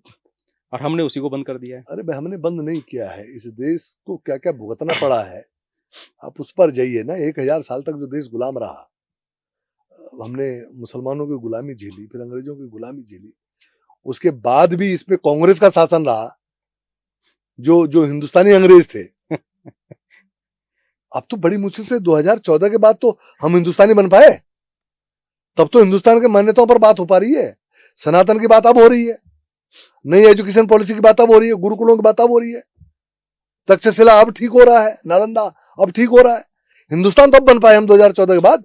अभी तक तो हम भारतीय अंग्रेजों के गुलाम थे, उसे बाहर तो अब निकल पा रहे हैं उस माइंडसेट से। और अब हम निकल रहे हैं तो हमको विरोध भी झेलना पड़ रहा है, क्योंकि गुलाम आज भी हमको गुलाम बना के रखना चाहते हैं वो लोग। वो आज भी हिंदुस्तान की मानसिकता को गुलामी में रखना चाहते हैं। वो नहीं चाहते कि हम खुले दिमाग से विचार करें, हम हिंदुत्व का विचार करें, हम सनातन का विचार करें, हम ये कहेंगे भारत हिंदू राष्ट्र है, दुनिया में सबसे बड़ा हिंदुओं का केंद्र है, सनातन की भूमि है, भगवान श्री राम की भूमि है, कृष्ण की भूमि है। ये तो हम बोल रहे हैं ना, बीजेपी वाले। हाँ, शुरुआत से नहीं, हम बोल रहे हैं ना। मुझे बताओ, ये जो काले अंग्रेज हमारे वाले भारतीय अंग्रेज हैं, ये तो आज भी कह रहे राम पैदा ही नहीं हुआ। अब बताओ ना मुझे, ये तो आज भी कह रहे। हाँ, उनको काल्पनिक बताया कसाब हमको मारने आ रहा है, ये आज भी उसके वकील बनके खड़े हैं। इनका कन्हैया वहां हिंदुस्तान के खिलाफ नारे लगा रहा है, पाकिस्तान की बात कर रहा है, ये तो आज भी वहां खड़े हैं भाई। अरे आपका देश आजाद ही सही मायने में मानसिक गुलामी से बाहर निकलने की कोशिश कर रहा है, ये हिंदुस्तान की जनता को भी समझना पड़ेगा। इस मानसिक गुलामी। आज भी मोहम्मद दीपक जो है राहुल गांधी का वीआईपी होता है, क्योंकि दीपक ने मोहम्मद लिख दिया आगे। अगर सिर्फ दीपक कश्यप होता तो राहुल गांधी के जिस स्ट्रीट में वो रहता है ना, जिस क्षेत्र में वो रहता है, 5 किलोमीटर के अंदर नहीं आ सकता था। लेकिन उसके बगल में बैठ के उसके गले मिलकर इसलिए आ रहा है क्योंकि मोहम्मद लिख गया, वो मोहम्मद हो गया। तो आज भी इस गुलाम मानसिकता से इस देश को बाहर निकालने का काम हम लोग कर रहे हैं। कांग्रेस आज भी हमको वही पीछे ले जाकर खड़ा करना चाहती है। इसी बात का तो द्वंद्व है, बाकी द्वंद्व किस बात का है? लेकिन देश की जनता ने तो कांग्रेस को बहुमत दिया ही नहीं है पूरी तरह। आप तो बीजेपी को दे दिया है, सब कुछ बीजेपी के हाथ में है। परिवर्तन दिखाई पड़ रहे हैं। तो राम का मंदिर भी बन गया, तो लगता है कि जल्दी ही जो है राम का मंदिर भी बन गया, परिवर्तन काफी आगे बढ़ेंगे। नेशनल एजुकेशन पॉलिसी भी आ गई, धारा 370 भी हट गई।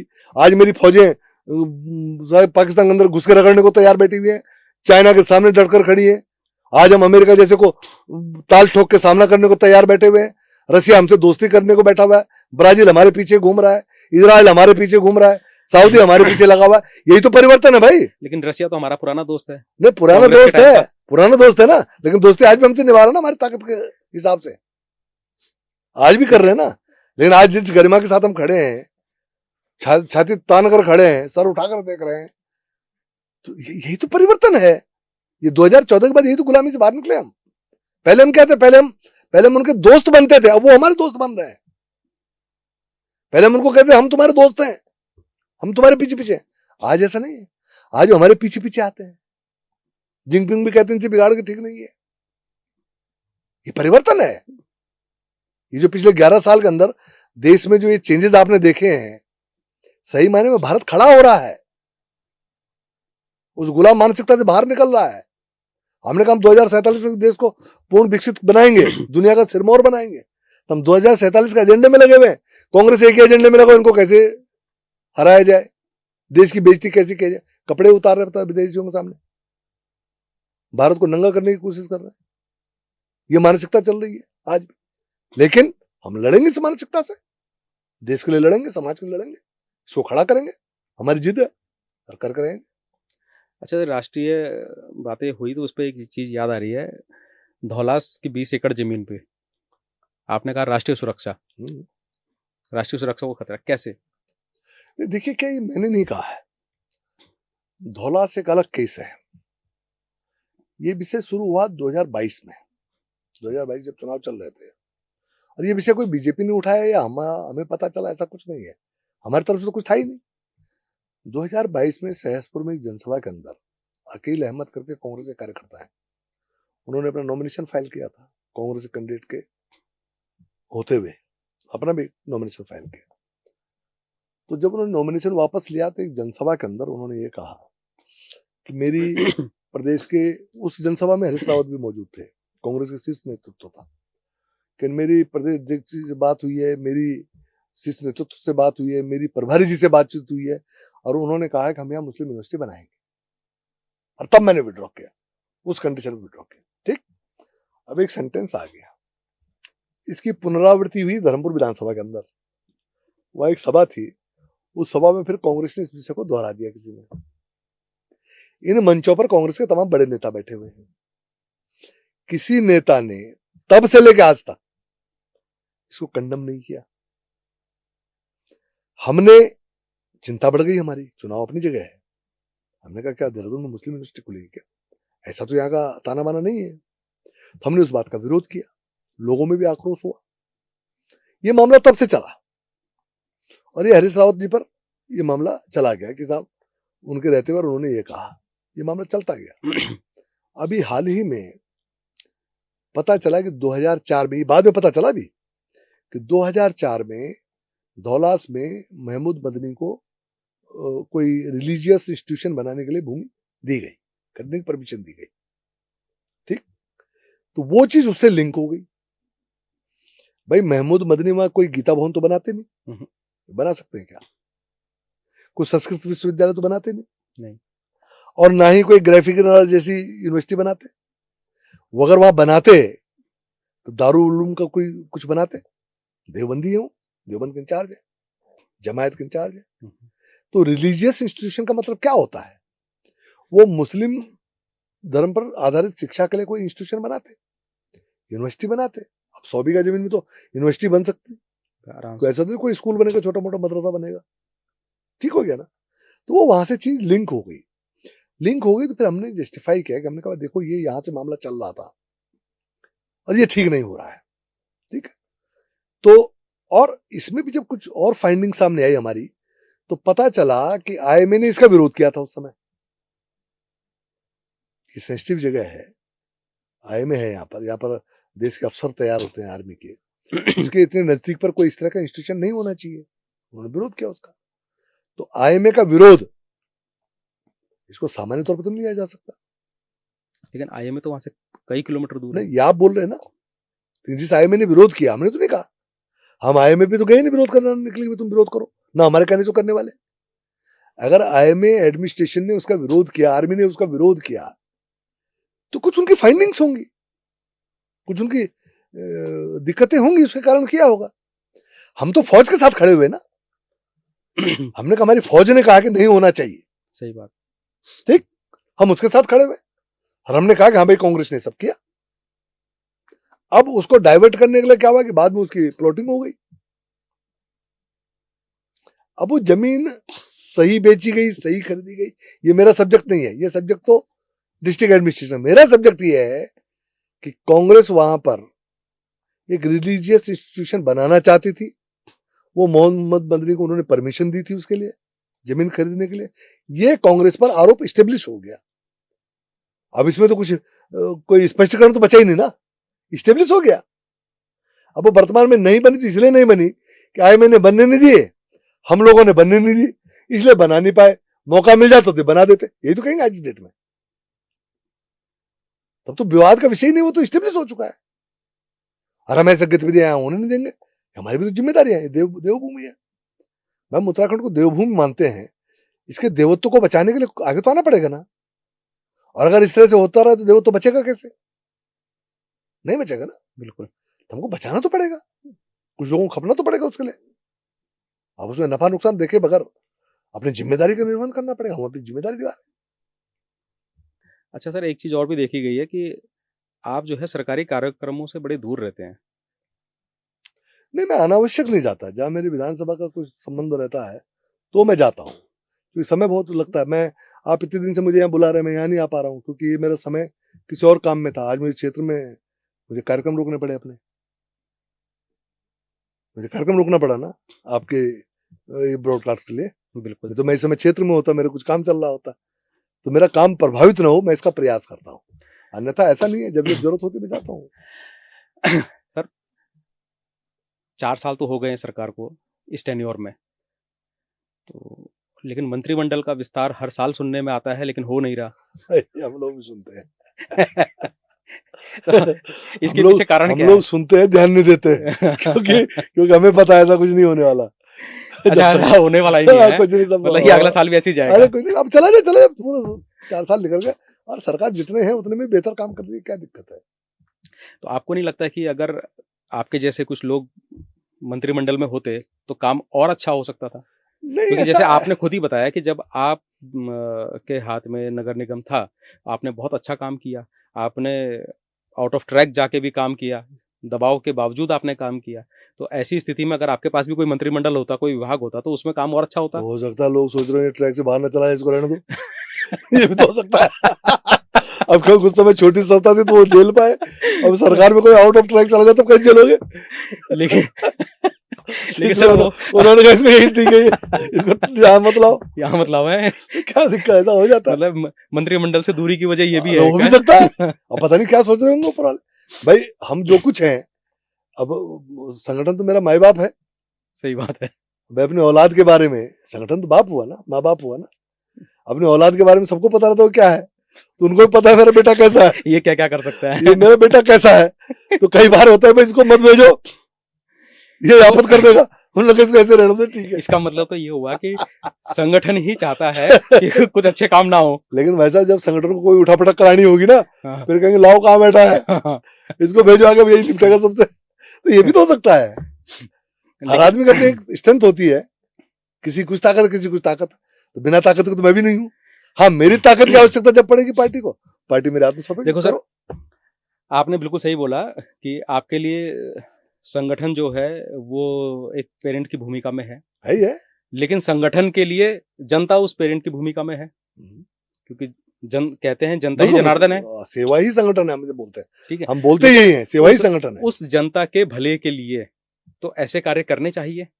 नहीं, अब पार्टी, मैंने कहा ना आपको कि देखिए क्या है, आर्मी है ना, आर्मी हर फौजी फ्रंट पे तो नहीं है, बिल्कुल, सबके काम डिफाइन है। तो मैं ये मानता हूं जैसे कमांडोज होते ना, तो इस संगठन में मेरी भूमिका कमांडो की। अभी मैं बैरक में हूँ, ट्रेनिंग पे हूँ, वो हमेशा ट्रेनिंग करता रहता है ताकि कभी जरूरत पड़े तो वो फिट रहे। ये तो होता है, बिल्कुल, है ना। अब जिस दिन ऑपरेशन होगा, लगेगा कि भाई बड़ा ऑपरेशन है, आप जाइए, अब सर्जिकल स्ट्राइक आप ही कर सकते हैं, उस दिन पार्टी मुझे लगा देगी, वो स्ट्राइक मैं ही करूंगा, क्या दिक्कत तो हम उस दिन का इंतजार करेंगे, उस स्ट्राइक का इंतजार करिए, आप करेंगे भी कि करिए, जब ऐसा हो। और मैं भी अपने को तैयार रखे हूँ उस काम के लिए। नहीं, वो तो आपने बता ही दिया था शुरुआत में ही कि आप 365 दिन तैयार रहते मैं हैं। उसके लिए हमेशा तैयार उन अच्छा, परिस्थितियों अगर में। संगठन आपको कहता है कि धर्मपुर विधानसभा छोड़ के आप किसी पहाड़ की विधानसभा से लड़िए, अरे मैं कह रहा, संगठन ये कह दे कि तू लड़ मत, सबको लड़ा, मैं वो कर लूंगा, क्या दिक्कत, कोई जरूरी मैंने नहीं लड़ना है, कोई जरूरी थोड़ा ना है। मतलब अरे संगठन अरे मेरी पार्टी चलनी चाहिए। क्या हो गया, 6 चुनाव लड़ा दिए पार्टी ने, अगर एक बार मना भी करेगी तो कौन सी आफत आ जाएगी। नहीं, मना नहीं, जो मैं तो जो ये कह रहा हूँ कि अगर जगह परिवर्तन, हाँ, कोई नहीं, पार्टी जहां मुझे लगा दे, पार्टी के तेरी उपयोगिता अंडमान निकोबार में मैं घर बार छोड़ के वहां चला जाऊंगा, मुझे क्या दिक्कत है। मुझे पार्टी के लिए काम करना है भाई, समाज के लिए काम करना। हाँ, ये जरूर है कि पहाड़ को जब जब मेरी जरूरत पड़ेगी मैं खड़ा हो जाऊंगा। पहाड़ को तो आपके हाँ, आपके खड़ा, जैसे नेताओं की जरूरत है, नहीं मैं खड़ा हो जाऊंगा पहाड़ के लिए, क्योंकि वो मैं जीता हूँ इस पहाड़ को, मरता इस पहाड़ के लिए। लेकिन हम तो चाहेंगे कि ये कमांडो जो है बैरक में ना रहे। अभी ये देखना संगठन का काम है। फील्ड में ज्यादा दिखे तो ज्यादा अच्छा है। अब पार्टी उन परिस्थितियों में लगाएगी, अब परिस्थितियां जब बनेंगी तो होगा। लगभग 9 साल तो हो ही चुके हैं इस बार की हाँ, बस भाजपा सरकार को। अब कुछ ही टाइम बचा है 27 के चुनाव का भी, और आप लोग तैयार हैं पूरी तरह से, तो आपको लगता है कि इस बार सीटें कम होंगी, ज्यादा होंगी? 50+, हाँ, मैं लेकिन हाँ, आपका सवाल आने से पहले बोल रहा हूँ। 50+ है, लेकिन 50+ आ रही मेरा मुझे। कहने का मतलब ये है कि जनता जो है अंकिता भंडारी जैसे मामले के ऊपर आक्रोशित है। अभी हमने थोड़ी देर पहले डिस्कस किया, पेपर लीक को लेके आक्रोशित है। इस तरह के कई मुद्दे ऐसे हैं कि जिसको लेके आक्रोशित है, और जनता में कहीं ना कहीं जो अब डेमोग्राफी चेंज हो रही है उत्तराखंड की, अंदर खाने, इसकी भी चर्चा चलती आ रही है। तो इन सब मुद्दों को लेके, जैसे आपने बताया था अभी थोड़ी देर पहले हमारी बात हो रही थी कि सीबीआई जब जब आएगी तो कहीं ना कहीं सरकार की और हमारे प्रशासन की, जो पुलिस प्रशासन है, इसके ऊपर क्वेश्चन मार्क लगता है कि हम लोग फेलियर दिखा रहे हैं, तब जाके हमारे को बाहर से मदद चाहिए।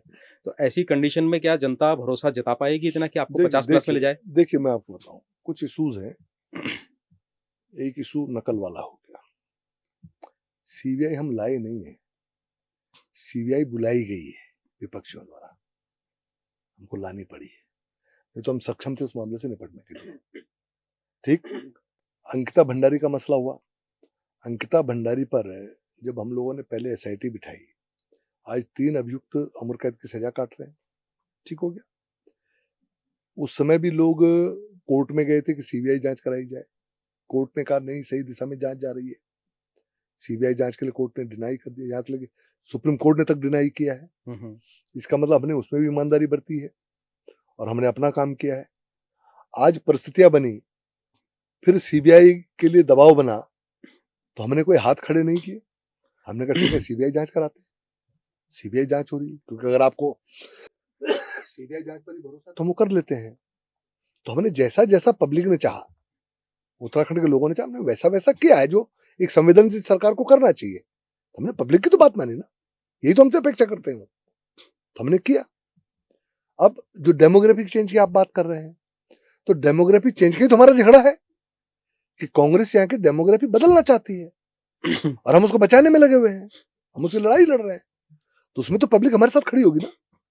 जब उत्तराखंड को देवभूमि है, आपको याद होगा जब मोदी जी यहाँ पर आए थे, उन्होंने कहा था कि इस देश के अध्यात्म का प्राण है तो उत्तराखंड का अध्यात्म है।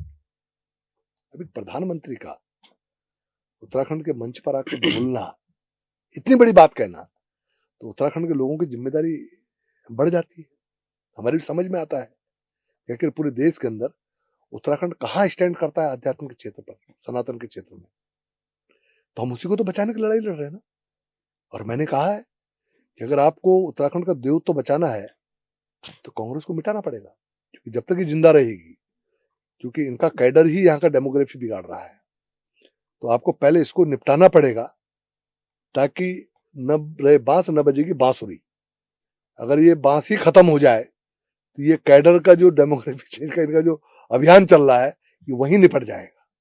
लेकिन सर वो डेमोग्राफी कैसे चेंज करेगी? शासन में, प्रशासन में, हर जगह तो अब आपकी पकड़ है। डेमोग्राफी चेंज इसलिए होगी, अब बनफूला का मामला आया, मैं आपको बताऊं कैसे होता है। बनफूला में कोर्ट के आदेश आए, हमारे लोग गए, वहां पथराव हुआ, हमारे लोग घायल हो गए, ठीक है। उसके बाद किसने उनके सपोर्ट में खड़ा हुआ? कौन खड़ा हुआ? कांग्रेस खड़ी हुई ना। विधानसभा के अंदर जब मुन्ना सिंह जी ने ये विषय उठाया, हम लोग जब डेमोग्राफी में चर्चा कर रहे थे, मेरे विषय आया, फिर मुन्ना सिंह ने बात कही, जैसे ही मुन्ना सिंह जी के मुंह से बनफूला आया, प्रीतम सिंह जी और पूरी कांग्रेस आके खड़ी हो गई। तो देश के नागरिक, आप कैसे उनका विरोध कर सकते हैं? मतलब आप अतिक्रमण को इसलिए शेल्टर दे रहे हैं क्योंकि वहां मुस्लिम लोग बैठे हुए, हिंदुओं के लिए तो आप खड़े नहीं हुए कभी। मैंने यहाँ पर, हमने मोहम्मद मदनी की बात की, कौन खड़े दिखाई पड़ रहे हैं उनके साथ? हम तो नहीं। कौन खड़े दिखाई पड़ रहे? मैंने आपको मेवाला का उदाहरण बताया। बिल्कुल। आखिर मेवाला की सड़क पहले चौड़ी क्यों नहीं हुई जब पूरा शिमला बाईपास बन गया? हाँ, आगे पीछे चौड़ा हो गया कौन था। पीछे खड़ा था? कौन खड़ा था पीछे? तो सबसे पहले यह है कि जो पीछे से जो एक राजनीतिक सपोर्ट है, जो पॉलिटिकल डिफेंस है उनके पास, उस डिफेंस को खत्म करना पड़ेगा, फिर जाके चीजें ठीक होंगी। नहीं तो हम जितना भी ठीक करने की कोशिश करेंगे, अब हमने मजारें हटाई, जंगलों से जहां मजारें बना के इंक्रोचमेंट हो रहे थे, कौन विरोध में बोल रहा है? कांग्रेस बोल रही। हमने कहा मदरसों में हमारा कैरिकुलम पढ़ाई है, जो प्रदेश से हम दे रहे हैं। जब प्रदेश से आप मदद ले रहे हैं, इमदाद ले रहे हैं, मदद ले रहे हैं, तो हमारा कैरिकुलम पढ़ाइए ना आप उसमें। सही बात है। क्या गलत कर रहे हैं हम? कौन खड़ा है? कांग्रेस खड़ी है। हमका वक्फ के नाम पर आप तमाम हमारी संपत्तियां आप कब्जा किए बैठे हुए हैं, वहां पर तमाम गरीबों को आप प्रताड़ित कर रहे हैं, वक्फ में संशोधन करना है, तो खिलाफ में कौन खड़ा है? कांग्रेस खड़ी है। तो डेमोग्राफी कौन ठीक नहीं करने दे रहा है? कांग्रेस। पहाड़ों में हमारी लड़कियां अगवा की गई, लव जिहाद जैसा मामले चले, तमाम जगह प्रदर्शन हुए, कहीं कांग्रेस आई क्या? मोहम्मद दीपक के लिए मैंने कहा कि तुम्हें अगर मुस्लिम परिवार की मदद ही करनी थी तो दीपक कश्यप के नाम पे करते ना, कौन रोक रहा है? मेरे भी तमाम इष्ट मित्र हैं मुसलमानों में, ऐसा तो है नहीं। मेरे कॉन्स्टिट्यूशन में बहुत लोग हमारे साथ हैं, हमारे कार्यकर्ता है। तो मुझे जब उन कार्यकर्ताओं की मदद करनी होती है तो मैं जी विनोद चमोली तो करता हूं ना। सही बात है। या मुझे उसके लिए मोहम्मद बनना पड़ेगा या अली बनना पड़ेगा? क्या आवश्यकता पड़ गई भाई? उसको सपोर्ट किसने दिया? कांग्रेस का वो कार्यकर्ता है। हाँ, वो तो पहले से ही है। ठीक है, उसको सपोर्ट किसने किया? कांग्रेस को हीरो बना दिया, पूरा नेशनल हीरो बना दिया, क्योंकि उसने आगे मोहम्मद लिख दिया। अब ये बताइए कि जब तक कांग्रेस यहाँ मजबूत रहेगी, हम इसकी डेमोग्राफी को बचाएंगे कैसे? क्योंकि जहां भी हम आगे बढ़ेंगे वहां खड़े हो जाएंगे। तो अब कोई छोटा दल तो है नहीं। आपको नहीं लगता कि इसके लिए आप अतिक्रमण के ऊपर कानून ही ऐसे बनवा दें? कानून है, सख्त कानून नहीं, अभी जो है, मैं बता रहा हूं ना, कानून है, लेकिन उसको इंप्लीमेंट नहीं करने देते ना। बनफूला में तो सुप्रीम कोर्ट का आदेश है, दोबारा फिर आदेश हो गए। अब जब वहां पर उनको हटाने गए तो कौन खड़ा हुआ? गला फाड़ फाड़ कौन चिल्लाया? कांग्रेस। तो हमको कौन कार्रवाई नहीं करने दे रहा है? कांग्रेस। वही तो नहीं करने दे रही ना। तो सबसे पहले उनके पास जो डिफेंस है इस चीज का, उसको खत्म करना पड़ेगा ना आपको, तब तो आप रोक पाएंगे। कांग्रेस भी उत्तराखंड में एक प्रमुख विपक्षी दल है, तो वो तो हर समय अभी विधानसभा चली गैरसैंण में, आप देख रहे हैं एक दिन काम नहीं करने देंगे, इन्हीं मुद्दों पर ध्यान भटकाने की कोशिश करेंगे। कैसे ठीक करेंगे आप बताइए ना। तो पहले तो कांग्रेस का ट्रीटमेंट जरूरी है। वो तो विपक्ष का काम ही यही है कि जो सत्ता पक्ष में है उसके खिलाफ ही रहना है हमेशा। आपको बीमारी का इलाज करना है, तो वो जो बैक्टीरिया है, जो वायरस है, उसको मारना पड़ेगा ना, उसके लिए दवाई उसकी करनी पड़ेगी ना। अरे कांग्रेस वायरस है उत्तराखंड पर, इस वायरस को हटाना पड़ेगा ना, तब तो ठीक होगा, स्वस्थ होगा उत्तराखंड। जब तक ये बैठे रहेंगे समस्या बनी रहेगी। तो आपको लगता है कि इस बार जो है अगर 50+ आ गए तो वायरस को खत्म करने की हाँ, अगर इस भरपूर बार ताकत होगी? देखिए, अगर देखो हमारी इस समय हैट्रिक लगने जा रही है, इसके बाद स्वतः ही इनकी सांसें समाप्त हो जाएंगी, क्योंकि कांग्रेस के साथ एक बड़ी खासियत है, वो सत्ता से जितना ज्यादा दूर रही उतने खत्म हो गई। केंद्र में जैसे दूर हुई, उसके बाद धीरे धीरे धीरे धीरे वो सांसें गिन रही है। इंडी के नाम पे भी 3 अंकों में नहीं आ पाई, 99 तक आ पाई 3 बार में मिला के। यही तो हुआ ना। हाँ, और धीरे धीरे वो खत्म होती जा रही। आज आप देख रहे हैं उनके सारे जो अलायंस थे, सबने अपने हाथ खींचने शुरू कर दिए, सबने अपने हाथ खींचने शुरू कर दिया। सपा ने खींचना शुरू कर दिया, आपका टीएमसी ने खींचना शुरू कर दिया, मायावती ने कह दिया हम इंडिपेंडेंट हैं। सब तो इंडिपेंडेंट जा रहे हैं, जीरो। तो उत्तराखंड में ही क्यों रहनी चाहिए, कोई बता ना मुझे। उत्तराखंड का जो मानस है, ये तो राष्ट्रभक्त लोग हैं, फौजियों का प्रदेश है। हम राष्ट्रीय सोच के साथ चलते हैं। यहाँ की जो पॉलिटिक्स है वो राष्ट्रीय सोच से गवर्न होती है, नेशनल मूड के साथ गवर्न होती है। तो जब सब जगह से इनको निपटा रहे हैं, तो तुम ही इनको रखने का पाप क्यों ले रहे हो? निपटाओ ना, खत्म करो। तुम क्यों इनमें प्राण फूक रहे हो काम का? यहाँ हिमाचल वालों ने प्राण फूका है तो रो रहे हैं, तनख्वाह नहीं बढ़ पा रही वहां। उनके मुख्यमंत्री सुकू चिल्ला रहे मुझे पैसा दो, मुझे पैसा दो, मैं चला नहीं पा रहा हूं। तो प्रदेश को क्या इस तरह हिमाचल तरफ ले जाना है क्या, कि कल तनख्वाह बांटने के भी लाली पड़ जाए? तो क्यों इनमें प्राण फूक रहे भाई? ये मर रहे, मरने दो उनको, अपने कर्मों जा रहे, जाने दो। तुम क्यों जबरदस्ती में प्राण फूकने में लगे हुए हो? खत्म करो ना, तो अपने आप ही चले जाएंगे, अपने आप खत्म हो जाएंगे। आप प्राण मत फूकिए, सांसें तो अंतिम गिन ही रहे हैं, अब क्यों इनको ऑक्सीजन दिए जा रहे हैं? आप ऑक्सीजन मत दो ना, ये अपने कर्मों से निकल जाएंगे। तो यहाँ की जनता को माइंडसेट बनाने की जरूरत है भाई। पूरा ये आप हालत देखो ना, बिपिन रावत को गुंडा बोलते हैं, प्रथम सीडीएस मेरे उत्तराखंड का लाल जो आज शहीद हो गया, उसको गली का गुंडा बोल देती है कांग्रेस। आप जो है अजीत डोभाल को अनाप शनाप बोल देते हैं। आप कहां खड़े हैं भाई? तो जो किया है वो सोच भी नहीं सकते। कर क्या रहे हो भाई? हो क्या गया तुम लोगों को? योगी मेरा उत्तर प्रदेश चला रहा, पूरी दुनिया में उसका डंका बज रहा है, तुम्हारे लोग उसको पता नहीं क्या क्या बोल देते हैं। आप सोचिए ना कि कहां खड़े हैं। क्या देशद्रोहियों के साथ उत्तराखंड की जनता खड़ी हो पाएगी? अरे मतलब ही नहीं होता भाई। विकास हम कर रहे हैं, तुम्हारी भावनाओं के हिसाब से सरकार हम चला रहे हैं, राष्ट्रीय सोच के साथ हम खड़े हैं, राष्ट्रीय सुरक्षा में हम डटे पड़े। तुम देवभूमि हो, सनातन के लिए हम समर्पित खड़े। कहां हम पीछे हैं आपसे? उत्तराखंड राज्य के लिए हम गैरसैंण को ग्रीष्मकालीन राजधानी बनाने वाले हम खड़े। आज राजधानी शब्द का तो प्रयोग हो गया। लेकिन तो कांग्रेस बोलती है कि ये तो हम खड़े, हमारी देन है। नहीं, क्या देन है? स्ट्रक्चर खड़े किए उन्होंने, नो डाउट। बनाया क्या? उनको सिर्फ बिल्डिंग खड़ी करने से हो जाएगा? उनका कहना तो है कि उतना मौका ही नहीं मिला उनको। क्या मौका नहीं मिला भाई? एक बात बताइए ना। तिवारी जी ने पूरे 5 साल सरकार चलाई, आज तक का रिकॉर्ड है। कांग्रेस ने 5 साल सरकार चलाई, 25 में 10 साल तो सरकार इन्होंने भी चलाई है। बिल्कुल। इसी समय तो हम थोड़ा सा आगे बढ़े तो बराबरी भी था मामला। हाँ, नहीं तो पहले तो बराबरी था, 1 by 1 चलता रहता था। तो तुम कर लेते भाई। अब तुमने अवसर गंवा दिया तो गंवा दिया, हम क्या कर सकते हैं? हमने अवसर के हिसाब से निर्णय ले लिया, आगे भी लेंगे। तो ये हमारी भूल तो नहीं है, ये तो कांग्रेस की पॉलिसी की कमी है ना। तुम आज भी एक राय नहीं हो गैरसैंण के मामले में। हम तो कम से कम एक राय होकर हमने ग्रीष्मकालीन राजधानी बना दी, तुम आज भी एक राय नहीं हो। एक राय तो नहीं है, तो तुम कांग्रेस का एजेंडा नहीं सेट कर पा रहे हो गैरसैंण के मामले में, तो हमारी गलती है क्या? अब आप जैसे कंफ्यूज लोगों के हाथ में कौन गैरसैंण सौंप देगा कि पता कल अजीत रावत कहीं बनाना है, तेरा बना के दिखा, दूसरे वाला खड़े बना के दिखा, क्या कर लेंगे? तो जो दल स्वयं ही कंफ्यूज हो किसी मुद्दे को लेकर, उस पर कैसे ट्रस्ट कर सकते हैं? उससे अच्छा तो हम है ना जो बोल रहे हैं कि भाई ठीक है, वाइब्रेंट राजधानी होनी चाहिए, जीवंत राजधानी होनी चाहिए, खड़ा करेंगे। मतलब इस बार जो है दोबारा से बीजेपी की सरकार बनाती है 27 में, तो शायद हमारे को गैरसैंण से काम गैरसैंण करते हुए भी दिखाई एक्टिविटीज दे। आपको दिखाई पड़ेंगी, निश्चित आपको राजधानी दिखाई पड़ेगी गैरसैंण। ये मैं आपको आज कह के जा रहा हूँ कि वहां पर कुछ राजधानी जैसा कुछ हुआ है, वहां से कुछ गतिविधियां चालू हो गई, ये हम करके देंगे। ये मैं चुनाव में भी जनता के सामने कहूंगा, ऐसा नहीं है।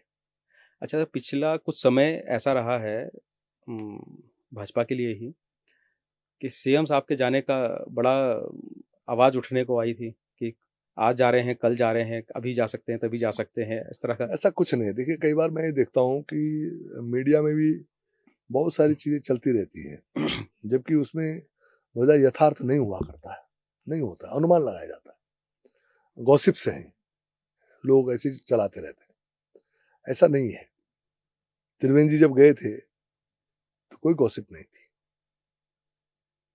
ठीक है ना। तो ये गॉसिप से है, ऐसा कुछ नहीं है। हम लोग काम कर रहे हैं, बेहतर काम कर रहे हैं। अब जरूरत क्या है जाने की। हमने जितने चुनाव लड़े हैं वह पुष्कर धामी के नेतृत्व में तो हुए ना। सारे उपचुनाव हमने जीते, हमने निकाय जीते, जिला पंचायतें जीती, ब्लॉक जीते, एमपी फिर हम हैट्रिक लगा चुके, 3 बार जीत चुके, 5 एमपी। तो परिणाम तो हमारे पक्ष में आ ही रहे ना।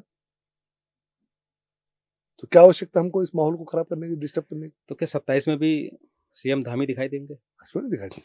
अरे आज सीएम हमारे भाई, उनके नेतृत्व में चुनाव चल रहा है। नहीं, उनके नेतृत्व में चुनाव तो चलेगा, लेकिन क्या उसके बाद भी सीएम वही रहेंगे? क्यों नहीं हो सकता? मुझे बताओ, कोई डाउट आपको? तो क्या फिर मंत्रिमंडल का विस्तार का हम फिर ये 6 साल बाद देखें? हाँ, हो सकता है। क्योंकि उनके हाथ में रहते हुए मंत्रिमंडल का अभी तक मंत्रिमंडल विस्तार नहीं हुआ है। देखिए, मंत्रिमंडल का विस्तार जो है हमारे धामी जी के अकेले हाथ में नहीं है। मंत्रिमंडल के बारे में निर्णय केंद्रीय नेतृत्व तो ले रहा है। वो उनकी सहमति के बगैर ये नहीं होता है, ये बात मान के चलिएगा। इसके लिए आप धामी जी को दोष नहीं दे सकते हैं। ये पार्टी स्ट्रेटजी का हिस्सा है और he is not only the party. भाई अकेले वो पार्टी नहीं है, पार्टी बहुत सारे लोगों ने मिलकर है, बहुत सारे लोग इस निर्णय में इन्वॉल्व होते हैं। इसलिए अकेले धामी जी को इसके लिए नहीं बोला जाना चाहिए, गलत बात। नहीं, वो बात आपकी ठीक है, लेकिन अभी जैसे एक छोटा सा एग्जांपल है। मैं आपकी ही विधानसभा क्षेत्र में आता हूँ, लेकिन मेरे घर में क्या होगा या मेरा जो क्षेत्र है उसके अंदर क्या होगा, इसका डिसीजन मेरा होता है। इसके डिसीजन के लिए मैं आपके पास तो नहीं आऊंगा कि मेरे घर में क्या होगा, मेरे घर में किस किस तरह कौन सी चीज कहाँ रखी जाएगी, क्या भूमिका मेरी रहेंगी, क्या मेरे घर के दूसरे मेंबर्स की भूमिकाएं रहेंगी। तो ये ज्यादा अच्छा तो मुझे लगता है कि वो समझ सकता है जो प्रदेश को चला रहा है। जो प्रदेश, आपकी प्रदेश की भी अपनी एक कमेटी है, तो बेहतर समझते हैं, वो ज्यादा बेहतर समझ सकती है। जो केंद्र में बैठे हैं उनको तो पूरा देश देखना है। ठीक बात है। तो वो कितना समय उत्तराखंड के लिए निकाल पाएंगे? देखिए, ऐसा नहीं, देखो ऐसा है ना, सब चिंता करते हैं। घर के निर्णयों का स्तर है। कुछ निर्णय पुत्र होने के नाते आप ले सकते हैं, कुछ निर्णय पिता को लेने पड़ते हैं। बिल्कुल, माँ को लेने पड़ते हैं। लेकिन वो दोनों एक ही घर के अंदर है ना। कोई बात नहीं, घर के अंदर भी तो निर्णय अलग अलग होंगे ना। नहीं, आप सोफा कहीं लगाना चाहते हैं और आपकी पत्नी कहती है यार ठीक नहीं रहेगा, यहाँ रहेगा, तो आपको एक बार कहना पड़ता है भाई ठीक है। आप अकेले निर्णय तो नहीं लेते। आज देखिए, मैं इसी चीज में एक और चीज जोड़ रहा हूँ। मेरे घर में सोफा कहाँ लगेगा, बेड कहाँ लगेगा, इसका निर्णय मैं या हमारे पिताजी मिलकर ले सकते हैं। बिल्कुल। लेकिन मेरी दादी जो मेरे गांव में रहती है, हम उनसे तो क्या पूछेंगे कि हम सोफा इधर बदल रहे हैं, तुम अपनी राय दो। अपने पिताजी से पूछना, जब कोई बड़े निर्णय ले रहे होंगे ना, वो भले ही माँ के निर्णय पर निर्भर न हो, लेकिन प्रयास करते होंगे माँ के कान में डाल देना चाहिए, चाहे वो कहीं रहे। हाँ, देखिए, कान में डाल देना, हाँ, तो ठीक है ना, और निर्णय होना नहीं। मेरा देखिए, मेरा देखो परिवार चलाना और सियासत चलाने में अंतर है। मैं इसलिए कह रहा हूँ, लेकिन बिना सहमति के, बिना पार्टी उस टीम के, जो टीम सब तय करती है, अकेले मुख्यमंत्री निर्णय नहीं ले सकते। मैं यही तो कहना चाहता हूँ। मैं ये चीज को इस तरह से समझता हूँ सर कि अभी हमारे प्रदेश में फाइनेंस कंट्रोलर बहुत कम है। तो एक ही ये मतलब क्योंकि हमको कई विभागों में जाना होता है, बहुत पता लगता है, तो मैं यहाँ से एक एग्जाम्पल के तौर पे कह रहा हूँ सिर्फ, ठीक बात, कि उनको क्या हो रखा है कि कई अलग अलग विभागों की जिम्मेदारियां दी गई हैं। अब होता क्या है कि किसी विभाग में वो रोज जा रहे हैं, किसी विभाग में वो महीने में 4 ही दिन जा रहे हैं, किसी में हफ्ते में 1 दिन जा रहे हैं। तो इस तरीके से काम हो रहा है। जिन जगहों पे कम जा रहे हैं या नहीं जा पाते हैं, उन जगहों पे दिक्कतें होती हैं, बहुत लोग परेशान होते हैं। क्योंकि अगर वहाँ पे कोई आदमी अगर वहीं पे बैठा हुआ हो उसी विभाग में, तो रोज़ जो काम होने चाहिए थे वो होंगे। लेकिन पता है कि उन्होंने आना ही 1 हफ्ते बाद है, काम टलते हैं। मैं इसलिए कह रहा हूँ क्योंकि ठीक है, सरकार तो चल रही है, अच्छे से चल रही है आपके अनुसार, सब कुछ बढ़िया हो रहा है। लेकिन अगर हम ये मंत्रिमंडल का विस्तार होता, तो हर किसी को अलग-अलग 1-1 जगहों की ज़िम्मेदारी या 2 जगहों की ज़िम्मेदारी होती। आज एक ही आदमी के पास कई सारे विभागों की ज़िम्मेदारी है। सीएम साहब वैसे ही बहुत ज़्यादा व्यस्त रहते हैं, लेकिन जैसे ही प्रेमचंद अग्रवाल जी ने अपना विभाग विभाग छोड़ा, छोड़ा तो उनको भी देखना पड़ रहा है, ठीक तो है। अब वो भी वही देख रहे हैं, उन्होंने उसकी ज़िम्मेदारी किसी और को नहीं दी।